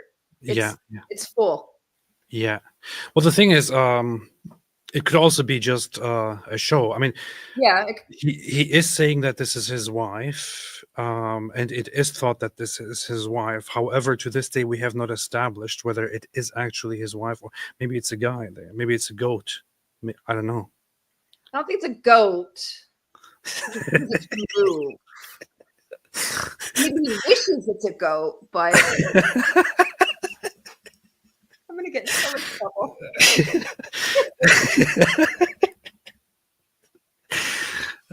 You're probably right about that. okay, that's fine. Assalamu alaikum wa rahmatullahi wa barakatuh from myself and my dear wife. May Allah bless you for your contributions. It's a pleasure and an honor. Totally. Yeah. The only reason he's touching her is because it's his wife. Yeah. Yes. Otherwise, he would not. However, that's a public display of affection. Yeah, he should be executed. Yeah. Not my rules. Yeah, it's a funny thing. In lots of Muslim countries, it is indeed illegal to publicly touch your spouse, your loved one, to hug them, to kiss them, or to do anything, to hold hands unnecessarily, and so on. You can get in trouble for that. You can be arrested and pay fines or worse, including in Saudi Arabia and many other countries. I know lots of people say, you know what, there are some countries that are making peace with us, and we should be cool with them, including Saudi Arabia and this and that. I usually don't believe in it. I usually think, screw all of them. Don't they practice Wahhabism? Yeah. I mean, the whole Brutal. Yeah. Forms. Well, I am told, especially in the whole the Israel circle, the pro-Israel circle, because Saudi Arabia made concessions and started normalizing relations with Israel, and like some other nations, like the United Arab Emirates, for example, that there is hope. They're not that bad. I mean, they have. It's possible to make peace with them. They're moderate and this and that. Let's not even talk about the fact that the vast majority of the population is extremely anti-Israel and anti-Jewish. Only the royal family is seeking for better ties for their own benefit. So let's get me in more trouble tonight. Pronounce the treaty for me. It's like the Treaty of Hudaybiyah? Yes. Yeah. Okay. So what is it when they're weak? They make concessions. They make peace for 10 years. Yeah. Once they get strong, they're obligated to break said peace. Yeah. Once they get stronger, they It's break an it. obligation. Yes. That's how it basically happened. They broke it to then go and conquer and fight. Okay. Just pointing that out. An obligation. We're not saying anything. Islam, not. Abu Bakr, will new Trump admin be tough on Muslim Brotherhood? Yes or no? What do you think? I hope so. Inshallah. I hope so. I think he's made promises, right? So he said, like, listen, like anything that's happening on college campuses, which is the Muslim Brotherhood de facto because all of those organizations are connected. He said, any of the jihadists that hate Jews, the Muslim Brotherhood. So he's been saying all of these things. I hope so. I hope someone puts me personally in a room and just locks me in there for days on end with a bunch of information, and I can just point them out to you, and then we can get rid of them. That's my dream job. So I hope so. I would hope that's the plan. They're all well known. The FBI knows who they are. We've had one major financial terrorism trial in the United States. I think it's time for a second one. So we know what to do. He says he may go after the FBI, or maybe that was a rumor. And I think we should make the FBI great again, and they should do their job, and we should start going after these bad actors. Oh, yeah. I hope it all goes well, and I hope that he helps Israel, and I hope he kicks out all these terrorist sympathizers. That'll be fun.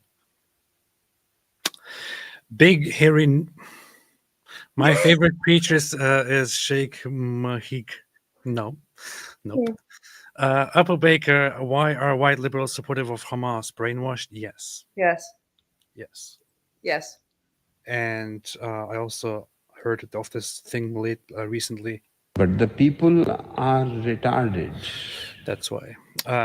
Sankey said Trump won Dearborn but lost Hamtramck. Seems like Muslims voted for wacko Jill Stein instead. Yeah, I think I mentioned that earlier. They were working like a 3-prong campaign anyways. Some for Kamala, some against Kamala, some pro-Trump, Jill Stein. Who knows what they were really doing. But yeah, he did. And there is, and I hate to say it, there is an organic movement of Muslims. I mean, I would feel like conservatism would align a little bit more just because, for whatever reason.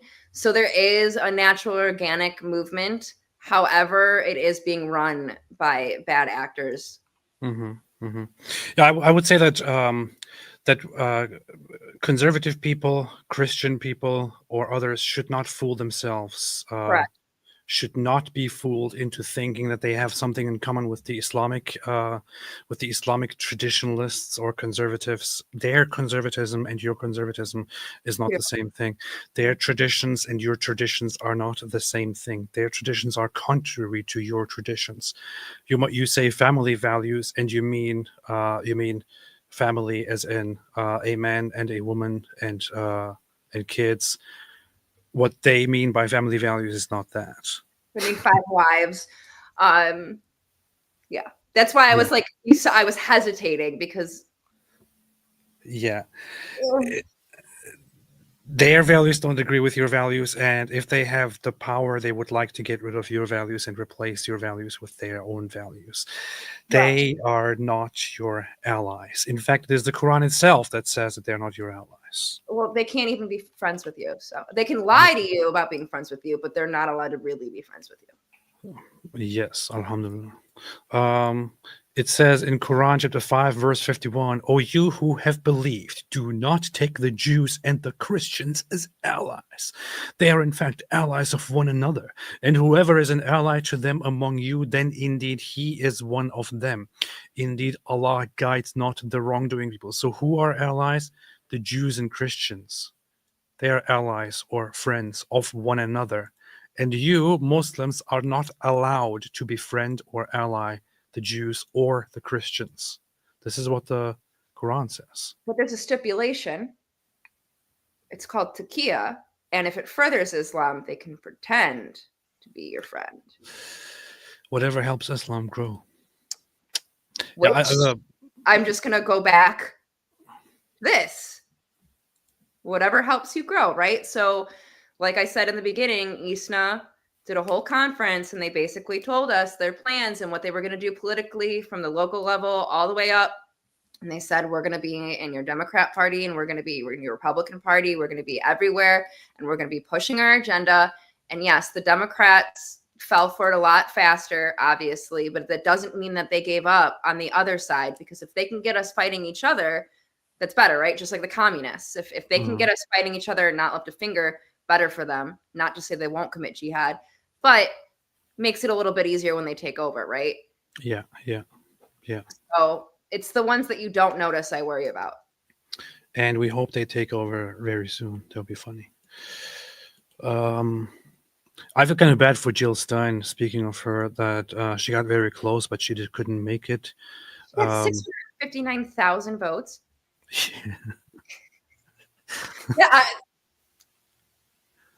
Yeah. And I'm sorry, who were the idiots that voted for Robert?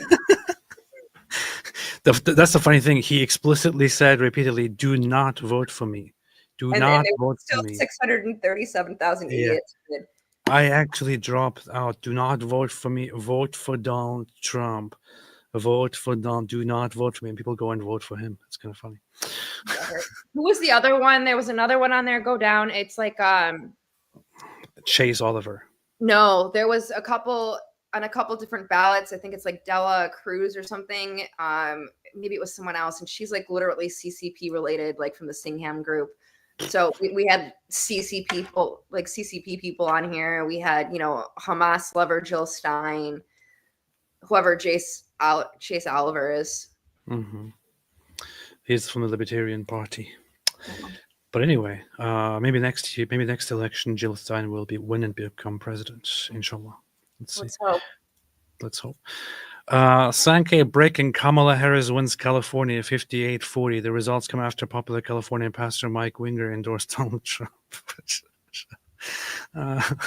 Suzanne Morales, what changed your mind about voting for Trump? I guess you made the super chat before I clarified it, but basically, Suzanne, I know you were kind of angered with me, Suzanne, when I said that I'm not going to vote for him and I think he's a coward and an idiot and so on.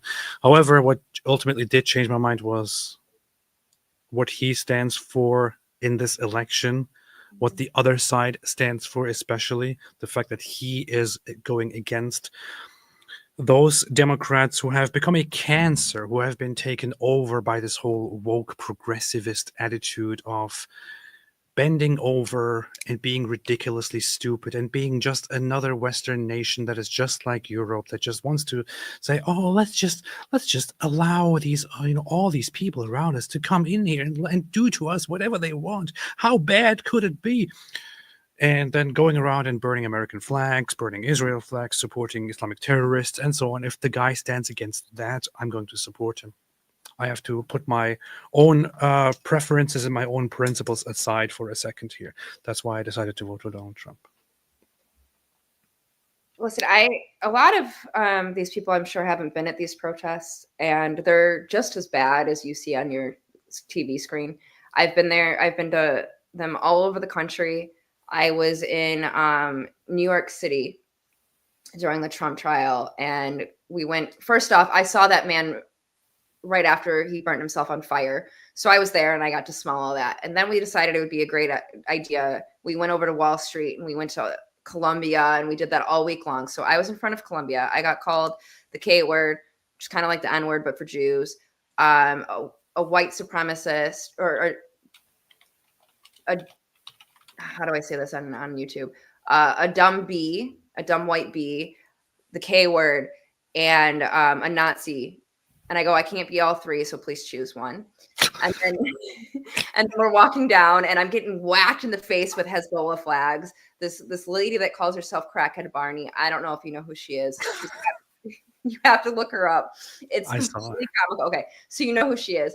Yeah. She's screaming at us, telling us like all these things, like, you know, I love Hamas, like kill the babies, kill yourself, like whatever. And I'm getting whacked in the head with a Hezbollah flag. It's absolutely insane.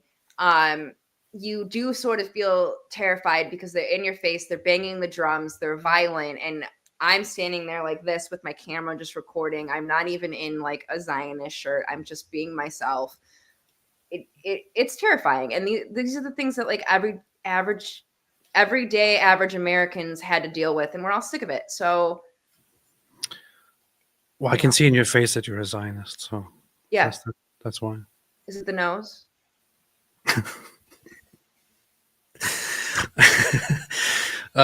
Speaking of California, so yes, 58% Kamala Harris. It is interesting though to see that Donald Trump has 39.8% of the votes, 4.2 million votes. You know, often people speak of California and make it sound and look worse than it actually is. Go to Illinois. Let me show you something.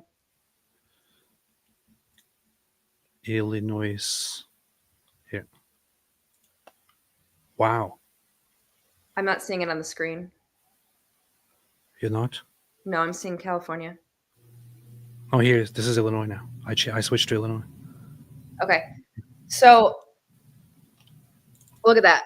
500,000 votes. Yeah. There's a population of about 12 million. Roughly what, like let's say 5.5 million people voted, whatever. I'm not doing the math.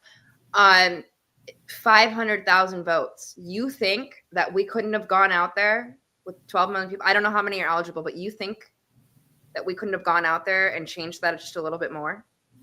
It's Chicago.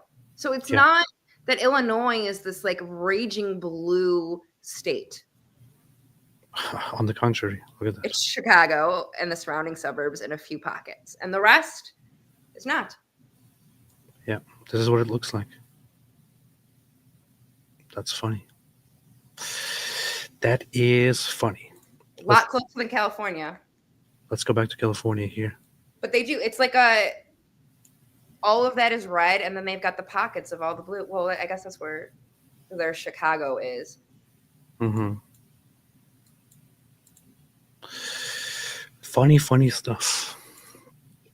Good stuff. Not a fan of Trump, but got to hand it to the guy. There were no wars during his last presidency. Alhamdulillah. Hellenic boy, Trump needs to abolish his 22nd Amendment so we can have a Trump versus Obama showdown. What is the 22nd Amendment? Isn't that you can only run for president twice? Is that like the Roosevelt one? No person shall be elected to the office of the president more than twice. Yes. Yes, that would be funny. Saint Trump says,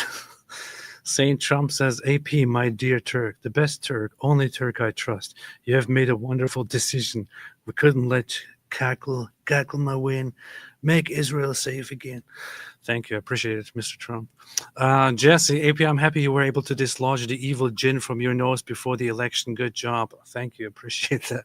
It was a little bit hard, but I used the shofar? No, I use this here to wipe my nose, and it helps. So, yeah. You know, unfortunately, I have a few of those. I must wear them.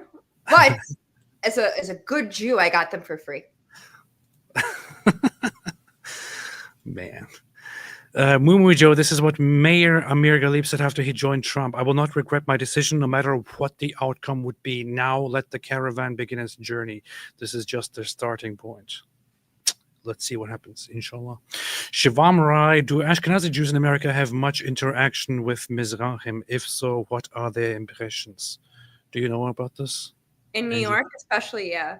I mean, we all get along now for the most part. I didn't really grow up in a very Jewish area, so I can't really speak to that. I can only speak to the people that I know. I feel like Chicago has a bunch of Ashkenaz. It's mostly like Russian in the areas that I hung out with, but there is a big Sephardic community in Mizrahi. So yeah, they do interact. But my experience is just so different. I didn't know about a lot of this until I was older. Oh, yeah. W. Gert Willis needs to start deportations. Jews are far safer in UAE than Europe. What a joke. Kind of true. Kind of. Kind of. Kind of. Anne Wyckoff, I too held my nose and voted for Trump. What do you think Gert Willis can do about how these poly-Nazis beating Jews?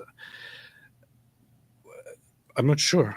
We'll have to watch and see. I want to check the latest developments, by the way, very quickly.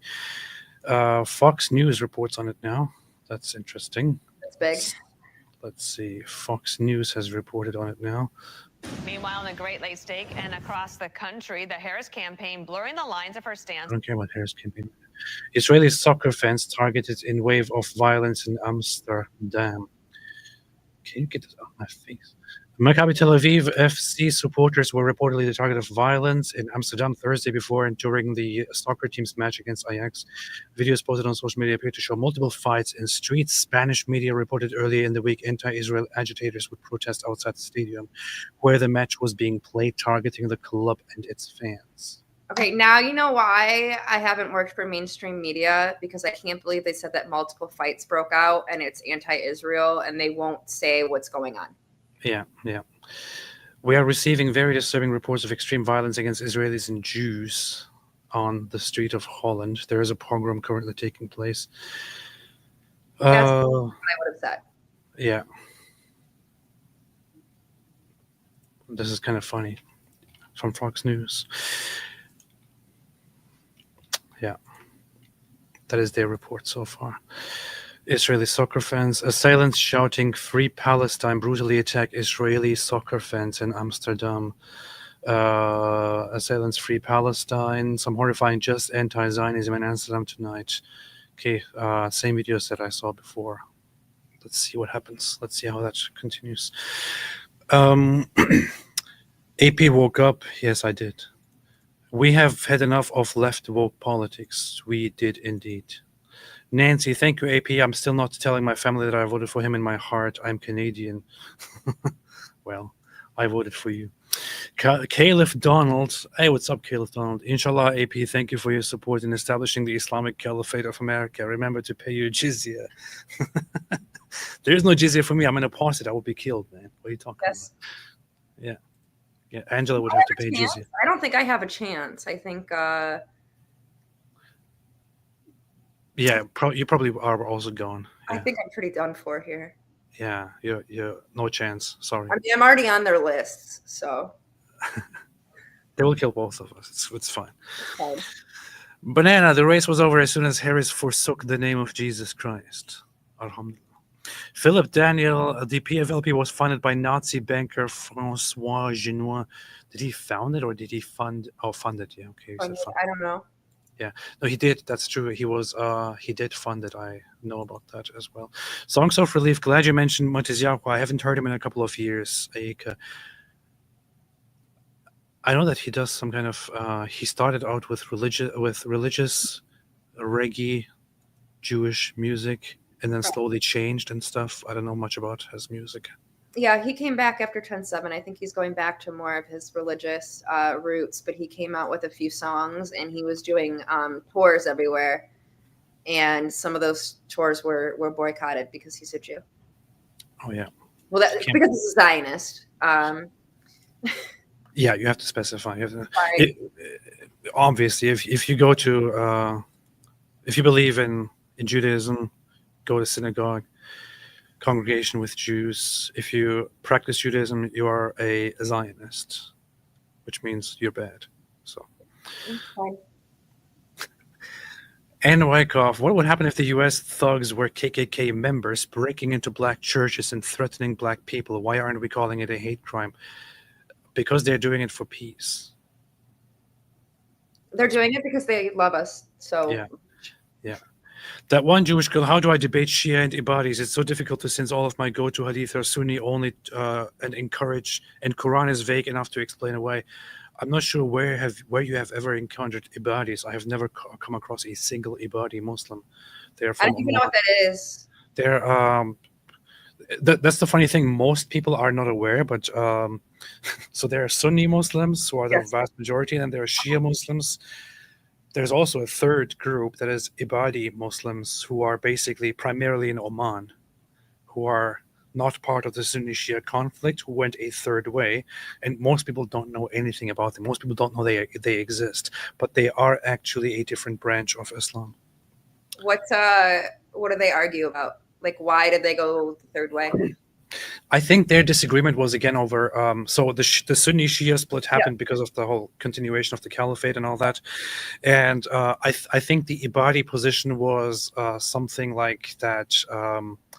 I'm pretty sure I will misrepresent it if I summarize it now, but it was basically about taking neither side, but going with what I don't know. I'll explain it some other time. I studied that a long time ago. I usually don't care because it never comes up, but they just went a third way in terms of the succession of the caliphate. Ayatollah Khamenei just showed up and heard sex slave. That's what we do. Urinating broom. I'm worried for Ukraine, though. I wish Trump would change his mind on it and support Ukraine against Russia, which is also in the U.S.'s best interest. Yeah, I'm not sure what will happen with Ukraine. I also feel sad for Ukraine, but let's see what happens. I'll tell you what I think most people's issues are about it. Giving all of the money and then not having a detailed list of where it's going, and then you just keep hearing on the news, we're giving more, we're giving more, we're giving more. So obviously the rhetoric around it is, well, we've got people at home who don't have money, and here we are sending blank checks. So I think if they were just more forthcoming about that and being like, hey, we're sending the money and this is what we're doing with it to help them out, and this is a good thing, I think that would change. But no one's doing that.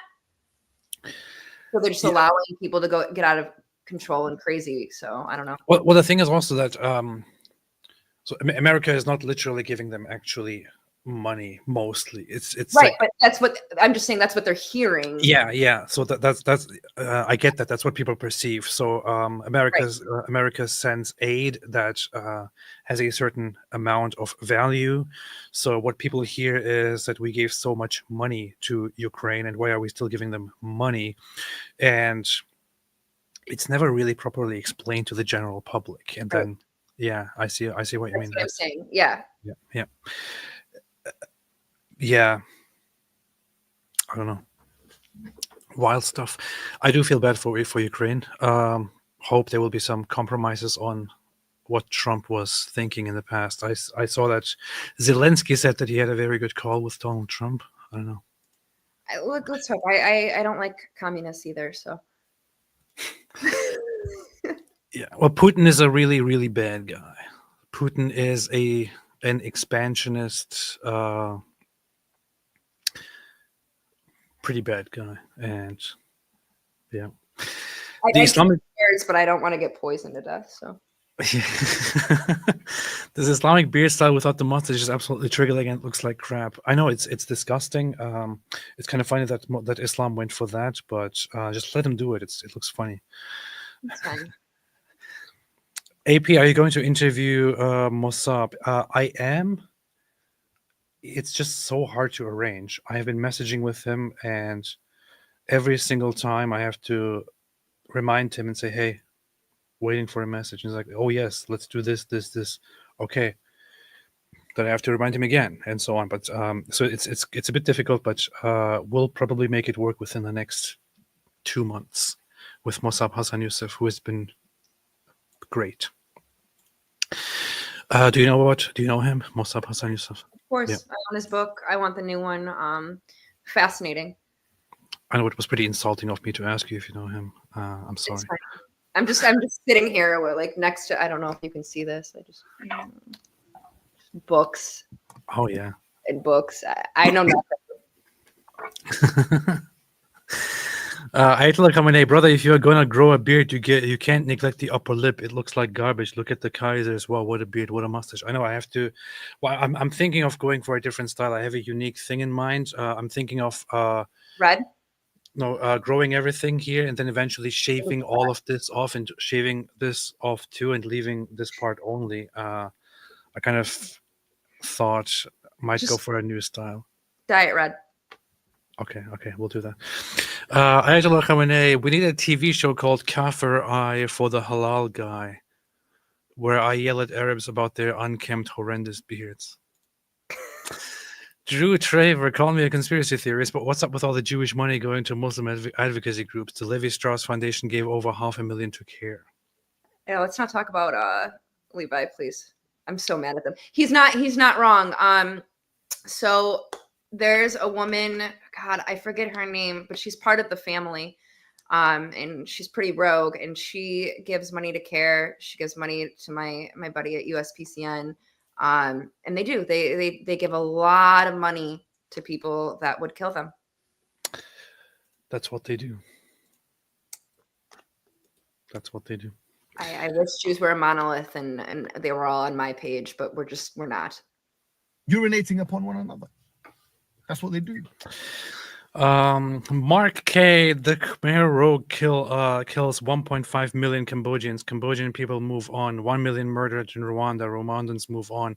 8th century Hadith tells Muslims to kill Jews. Muslims can't move on. The problem is and will be Islam. This is the most Islamophobic thing I have read, and I love it. Hybrid striker, Trump needs to fix the economy first. Yeah. Destiny is about to ascend right now. Little bro is gonna blast off and head come to Cuck Planet. Men in Black, Will Smith style. He's been going crazy. I don't know what he's on about. Ayatollah Khamenei, peanut status avenged. Did you notice too that the morning after the elections, all the squirrels seemed especially energetic and happy, Joyful? and feisty, joyful. Yeah. I can't be the only person who noticed that. Ryan Kim, surprised she didn't threaten to eat the Trump supporters, given she looks like she has her own gravitational pull. Yeah, talking about the one woman who said that she will kill Trump supporters. Ayatollah Khamenei is so happy that the USA finally reflected our first black president, Donald John Tavius Trump. Yeah. That's pretty good. Where's Megan the Palestinian? Coming soon. Daily, I have a link of an Australian senator quoting Cargetry in a hearing. Watch. What? I will have to look at that. Can't play that right now, but we'll have to look at that later. I'll make a note of this. I'd vote for Shaky Booty. Shaky Booty is amazing, man. Shaky Booty is the best shake. Ayatollah Khamenei, Lil Jon singing from the window to the walls at the DNC was perhaps the most cringe event in human history. It's all downhill from here. Did that happen? I did not see that one. You said Nazi.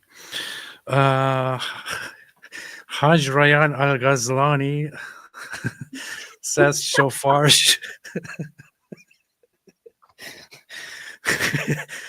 So,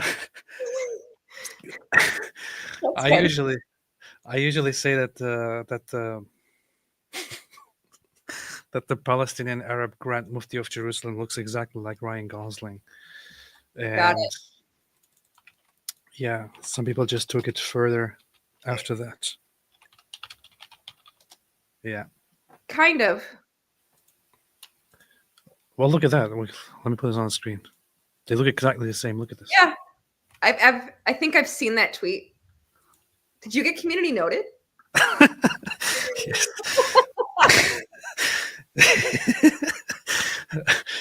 This is funny because I made this thought it would be a good joke, and I thought to myself it would be funny if this got community noted. It would be my only post that would get community noted, and it happened. They actually gave me a community note. Go to his real picture, I'm thinking of his real face. Well, not the one with Hitler, 'cause I don't want to see that one, but go to his real face.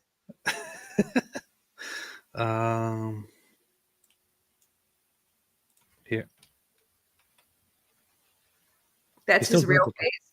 Yeah, It is kind of similar. I know it is. That's what I mean.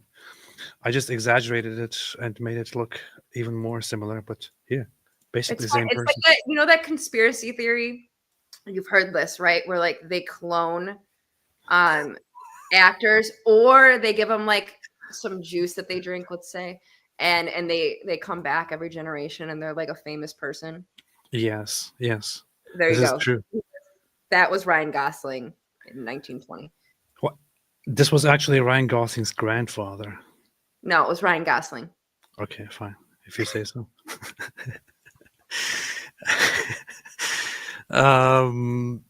AP's baby elephant shofar is truly the sound of freedom. This is a legitimate shofar. I don't know what you're talking about.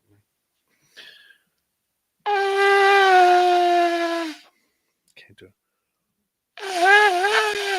The funny thing is, I was practicing the other day and I actually managed to make a proper sound of it, but then I never figured it out how to do it again. Funny how LGBT people pretend needing a safe space from Trump after marching with keffiyeh wearing psychopaths that want to throw them off the rooftop. That is a funny point. That's homophobic. And racist. Godlike Snake, which old school rapper do you like, Angela? I don't know anymore because everybody is complicit. So let's just not.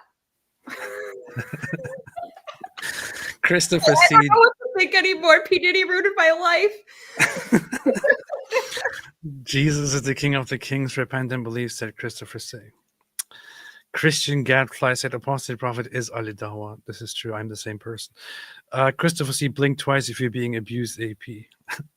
Jacob, and I am concerned Tucker Carlson and other anti-Semites have too much influence over Trump. Carlson is pro-Iran and anti-Israel. That's a good point.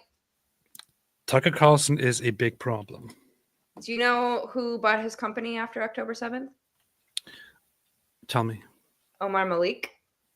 Who is connected to? I think he's Iranian and Pakistani Muslim. Well. And after October 7th, I think it was like October 20th or 10th. I can't remember the exact dates. He bought his company, and then all of a sudden, Tucker's like anti-Israel. Yeah, anti-Israel, bordering on anti-Jew, inviting people on to basically talk about how Hitler wasn't the worst guy in World War II and so on. Wonder why. No, it is. It's a major problem. The RFP 333 said, Fem David is funny. I know the real David is not funny at all. He's too serious. I'm glad to have Angela here. We do have Elise. Angela, by the way, is the name that David adopted after he transitioned and started identifying as a woman. So, yeah. Goat Hub, we do have Elise in our record for one Ali graped dawa for one large booty goat for an afternoon. So I think his wife is on us. Oops. Ida Rogozin, did you see what is going on in Amsterdam now? I see it and I follow it. Ahmadiyya, wow, David Wood looks incredible tonight. Ayatollah Khamenei, we are serving fresh barbecue all week at Bushnell's. Bushnell's, we cook it fresh. This is pretty messed up. Pretty messed up. I love it. Robert Aldani, why are Russians so anti-Jewish? I feel like this bleeds into Putin and Iran relationship. They've been anti-Jew a little bit longer than that, no? Yeah, and there's a history to it. I think my grandparents escaped after the 1890 pogroms or something. Yeah, that was around the time that the greatest pogroms happened, which were pretty messed up, which also inspired the movie Fiddler on the Roof. That's all I can think about now. And then the Soviet Revolution, the communist Bolshevik Revolution, changed things. And then in that time, it began again. Well, you know, according to Candace Owens, it's really the Frankists and the Jews. So Yeah, the Frankists were persecuting the Jews too. Yeah, she's my favorite. it was probably that Joseph Stalin was he really didn't like Jews. He had a big problem with Jews. This probably means that Stalin was a Frankist Jew. Right. The thing is, I predicted that Candace Owens will probably backpedal and will start, no longer going into the whole anti-Israel, anti-Jewish direction. With now that Donald Trump is president again, and what do you think? Maybe. Well, she's a grifter. We'll see. I mean, we've watched her go from this position to that position, and then it was the Jews, and next it won't be the Jews. We'll see. Whatever. That's my prediction. Whatever. I thought she might do this whole thing of like, I was fooled by the media. The media has been pushing the anti-Israel thing, and the media has turned me anti-Israel. But now I have changed my mind. I've seen the light. I don't know. She does whatever she does. She's a ridiculously horrible person. Victor Levitt, what do you guys make of the Trump supporters who voted since he will bring peace and make a deal with Iran? A lot of them think this way. What do you think? I don't know. Okay, let's be honest here. Even if he does make peace, right, that means Iran is weak. So they'll just wait until they're not. But I do think that he has the capacity to make them so weak that that won't happen for a long time. Yeah, he was very hard on Iran when he was president. Sanctions, getting rid of money, which is even, what he had this whole event when he went to what was that? When he went to Saudi Arabia and gathered with the Arab world and spoke to them. When he spoke to them, he directly said, we all know that there is like one problem, that there is one bad guy here, and that is Iran. So he was making it very clear that the world has to take care of the Iran problem, right, of the Islamic regime of Iran. So I really wonder how things will unfold now this time. Listen, it could be, we could see some peace for some time because they are that weak. It doesn't mean that once there is peace, we can just stop what we're doing. Yeah. Morona Holmes said couldn't vote for Kamala. She violated the 25th Amendment. Bonus, a cackle-free America. Yeah. Victor Levitt, Angela, thoughts on Nick Fuentes? Should I tell you how I met Nick Fuentes? Oh, you probably have. Yeah, go ahead. Yeah, I posted that. It went viral. So I was at a political event and I saw him, and my husband was standing next to me, and I kind of looked at him and I'm like, hey, do you have bail money? And he's like, what? And I'm like, do you see Nick Fuentes over there? And he's like, yeah. And I go, okay. And later on, again, I was at a political event. So the person's event, who it was, came up to me and she's like, be nice, don't say anything. I don't know why people always tell me to be nice and not say anything. And they're like, just be nice to him. And I'm like, I don't want to be nice to him. So I'm ignoring the situation. I'm moseying around and I'm minding my own business. And then all of a sudden I walk up and the person goes, hey, Angela, have you met Nick? And I'm like, I'm standing there. I'm like, oh my God. And he goes out and he reaches out his hand and he's like, hi, I'm Nick. Nice to meet you. And I grab him by the hand and I look him straight in the eyes, right? And I'm like giving him the death stare. And I go, shalom.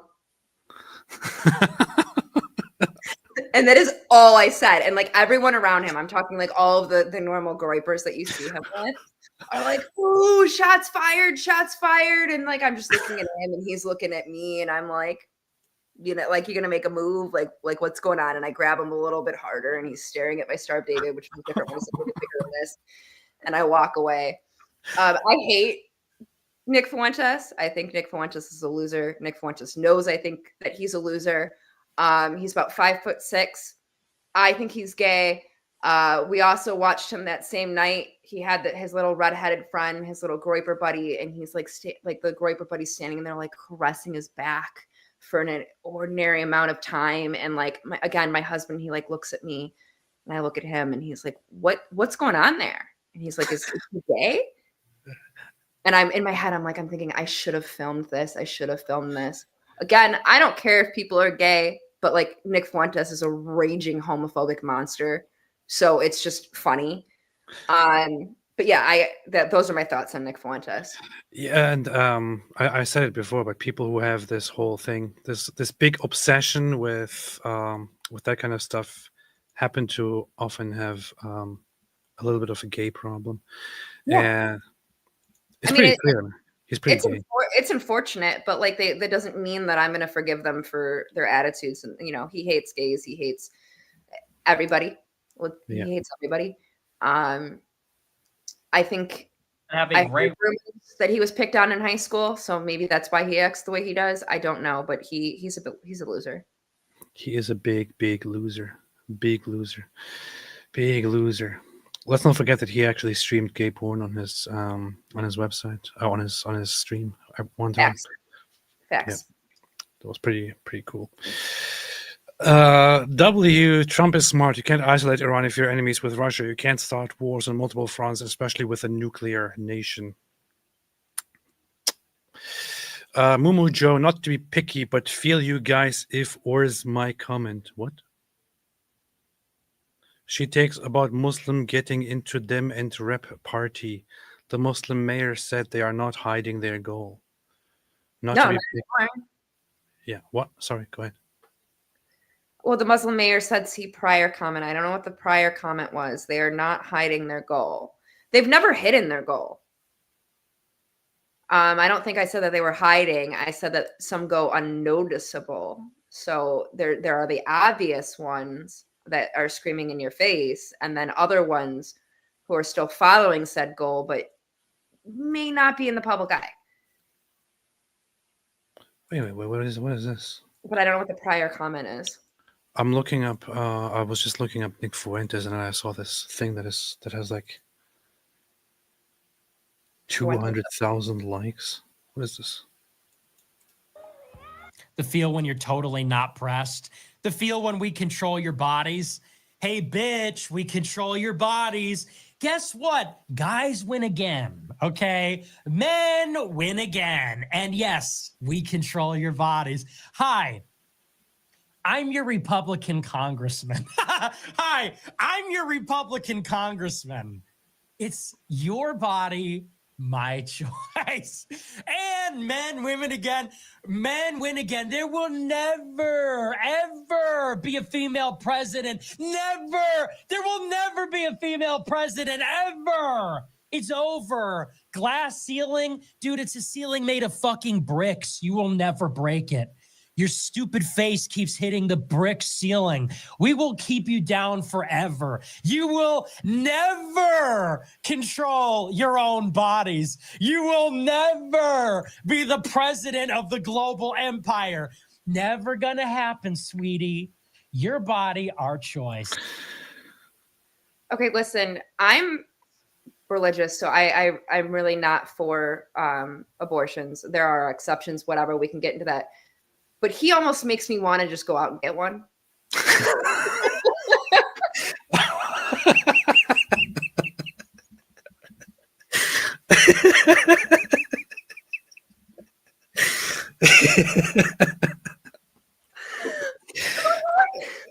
pays him to say this stuff? Wow, man. I know. But like, who pays him to say like? I have so many things going through my mind right now the entire time that I have watched this guy speak, and I just don't want to say anything. So. Oh, okay. So Juice, we crack jokes when we see something horrible or we see something funny. We blurt out jokes. That was my joke about it. He's something else. And you know what? I got in a lot of trouble with the Groypers online because it was like 8 months ago. I saw him basically going towards Kamala, and everyone's like, no, you're lying, you're attacking Nick, like he's pro-Trump, and I'm like, he's gonna vote Kamala. 6 months after that, he comes out and he's like, I'm not voting for Trump. You know, I'm going to be pro Kamala, blah, blah, blah. And then 2 days ago, after saying he was pro Kamala, Trump wins and he goes, yeah, we did it, man. We did it. This is what he actually said. He literally said, we did it. Yeah. He said that. He said, we did it. He actually took credit. He took credit. He was explicitly telling people not to vote for Donald Trump. Yep. Not to go and vote for Donald Trump. In fact, he was saying, not sure if I'm correct, if I remember correctly, but pretty sure he even explicitly told people, yeah, go and vote for Kamala. Go vote for Kamala. I don't know if he said that, but he 100% told them not to vote for Trump. And, you know, he started the Graper War 2.0. And if Trump and the campaign didn't listen to Nicholas J. Fuentes, like, there was going to be hell to pay, and he was going to put people in different districts and have them vote for Kamala and vote the other way. So yeah, he did. But like, why are people listening to this guy? This is so funny. I mean, you have his tweet right here. Live on Rumble talking about the election and my final case for why I am not voting for Trump, November 4th. Great. Why I'm not voting for that. You have him say it right here. And then here he comes, November 6th. Can't believe we did it again. What's the community note say? Nick Fuentes stated publicly and repeatedly that he would not vote for Donald Trump and encouraged his Groyper Army followers to not vote for Trump either. Yep. And so on. He did it. It was all him. All 5'6" of him. Yeah.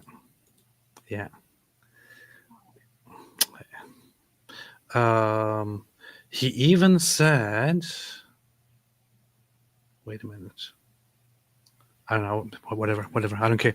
Michael Feldman, the Japanese had their cities made of paper firebombed, then they took 2 atom bombs, then a nasty occupation, yet they didn't cry and rebuild.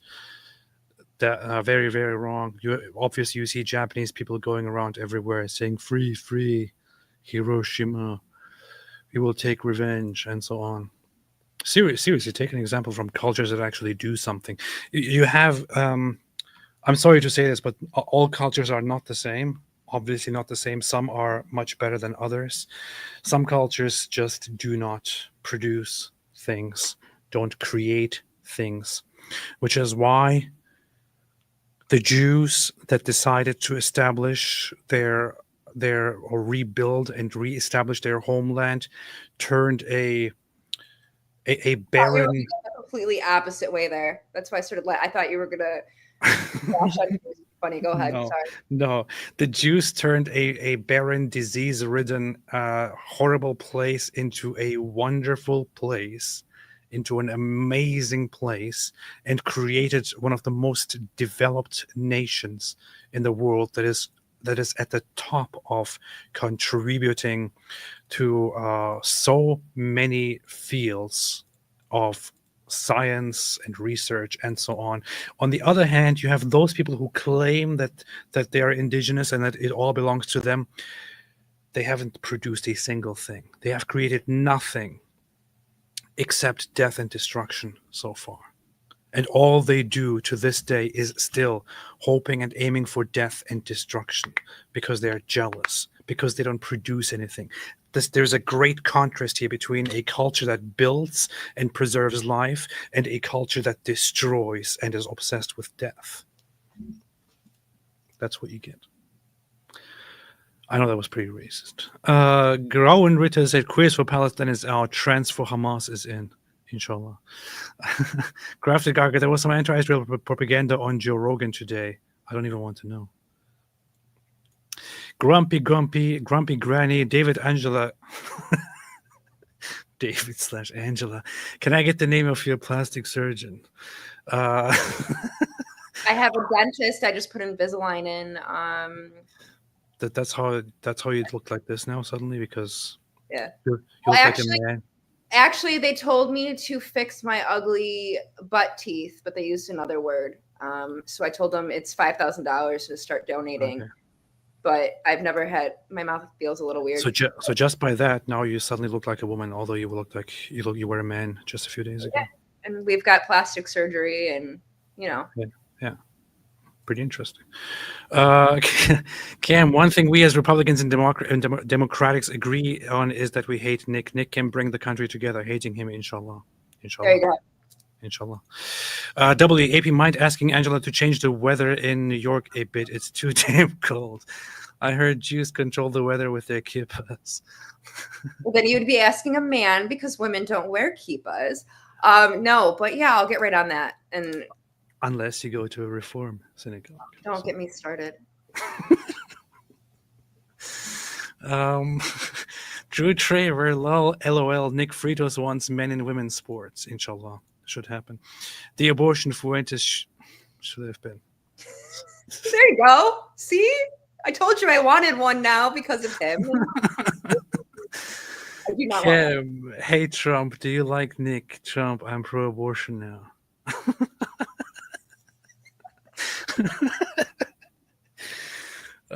Cam, I heard Trump say Nick is getting deported. That's what people tell me, says Candace Owens. LOL. It comes from her. Goat up, Angela, joke on Nick all you want, but leave us 5'6" guys, 5'6" guys. As a person who grew up in Europe, it's still very difficult for me to make sense of foot and inch. So let's do it the opposite way. I'll be a bumbling idiot. It's fine. I'm gonna respond to this. I'm 5'6" too, so I can say what I want. Thank you. Oh, you have I the really am 5'6" though. You have the 5'6" pass. Yeah. All right. And that's that. Let's hope for all the best. Let's hope that the situation in Amsterdam stays contained and does not escalate. And if people make trouble, I hope that they are deported. Israeli PM is aware of very violent incidents against Israelis in Amsterdam, as assailants shouting "Free Palestine" brutally attack, and so on. Foreign Ministry says 10 Israelis hurt in Amsterdam assault, 2 unreachable. So they're Israelis or are they Jews? Well, I mean, they could be both, but are they from Israel? It says, so that's what it says. Foreign Ministry says 10 Israelis hurt in Amsterdam assault, So there 2 unreachable. There was a soccer game, and obviously it's an Israeli soccer team. So were these people were visiting, and then because they were visiting, these jihadists decided to attack them? Yeah. Netherlands is full of jihadists, and Yeah, I know. And if an Israeli football team goes and plays in the Netherlands, you will have people going over there and watching and rooting, and they got attacked. There's no such thing as anti-Semitism. No, totally. So it's all just anti-Zionism. They were attacked because they're Zionists. If you go to a synagogue and you pray and you leave and you get attacked, it's because you're a Zionist. Yes. Yeah. All right. Thanks, everybody, for joining. Thanks, everyone, for watching. We'll be back again. I might be live tomorrow again. We will see. Let everyone know again where they can follow you and find you, Angela. Okay. So you just find me on X, and yes, I keep it this way because the Jew haters, they get a kick out of it. But it's Ann Jew, like JEW La 90. So you can find me at Angela 90 on X, and maybe one day I'll listen to my uncle when he tells me it's not professional. But until then, they get a kick out of it when they got to type it in, and it really pushes their buttons. They got to type in the word Jew. I think it's very good. Just keep it like that. I think so too. It is totally based. It's very, very good. Yeah, might have you on again. I enjoyed this quite a bit. Would advise people to go and check out Angela on X. I also have a link to her profile in the description. From now on, there will be no more David Wood. From now on, it's Angela, who is the new David Wood. We're taking over. Sorry, David. That's what they do. The protocols of the elders of Zion were true all along. You see it right here. There you go. I told you. I told you I was the leader. I dropped the hints all night long. See, You see, that's what they do. All right, thanks everybody for watching. Have a fantastic day, and as always, where's my goat? I can't find my goat, but I will just play the English. Oh yeah, right here. As always, or also in English. Stay away from Islam.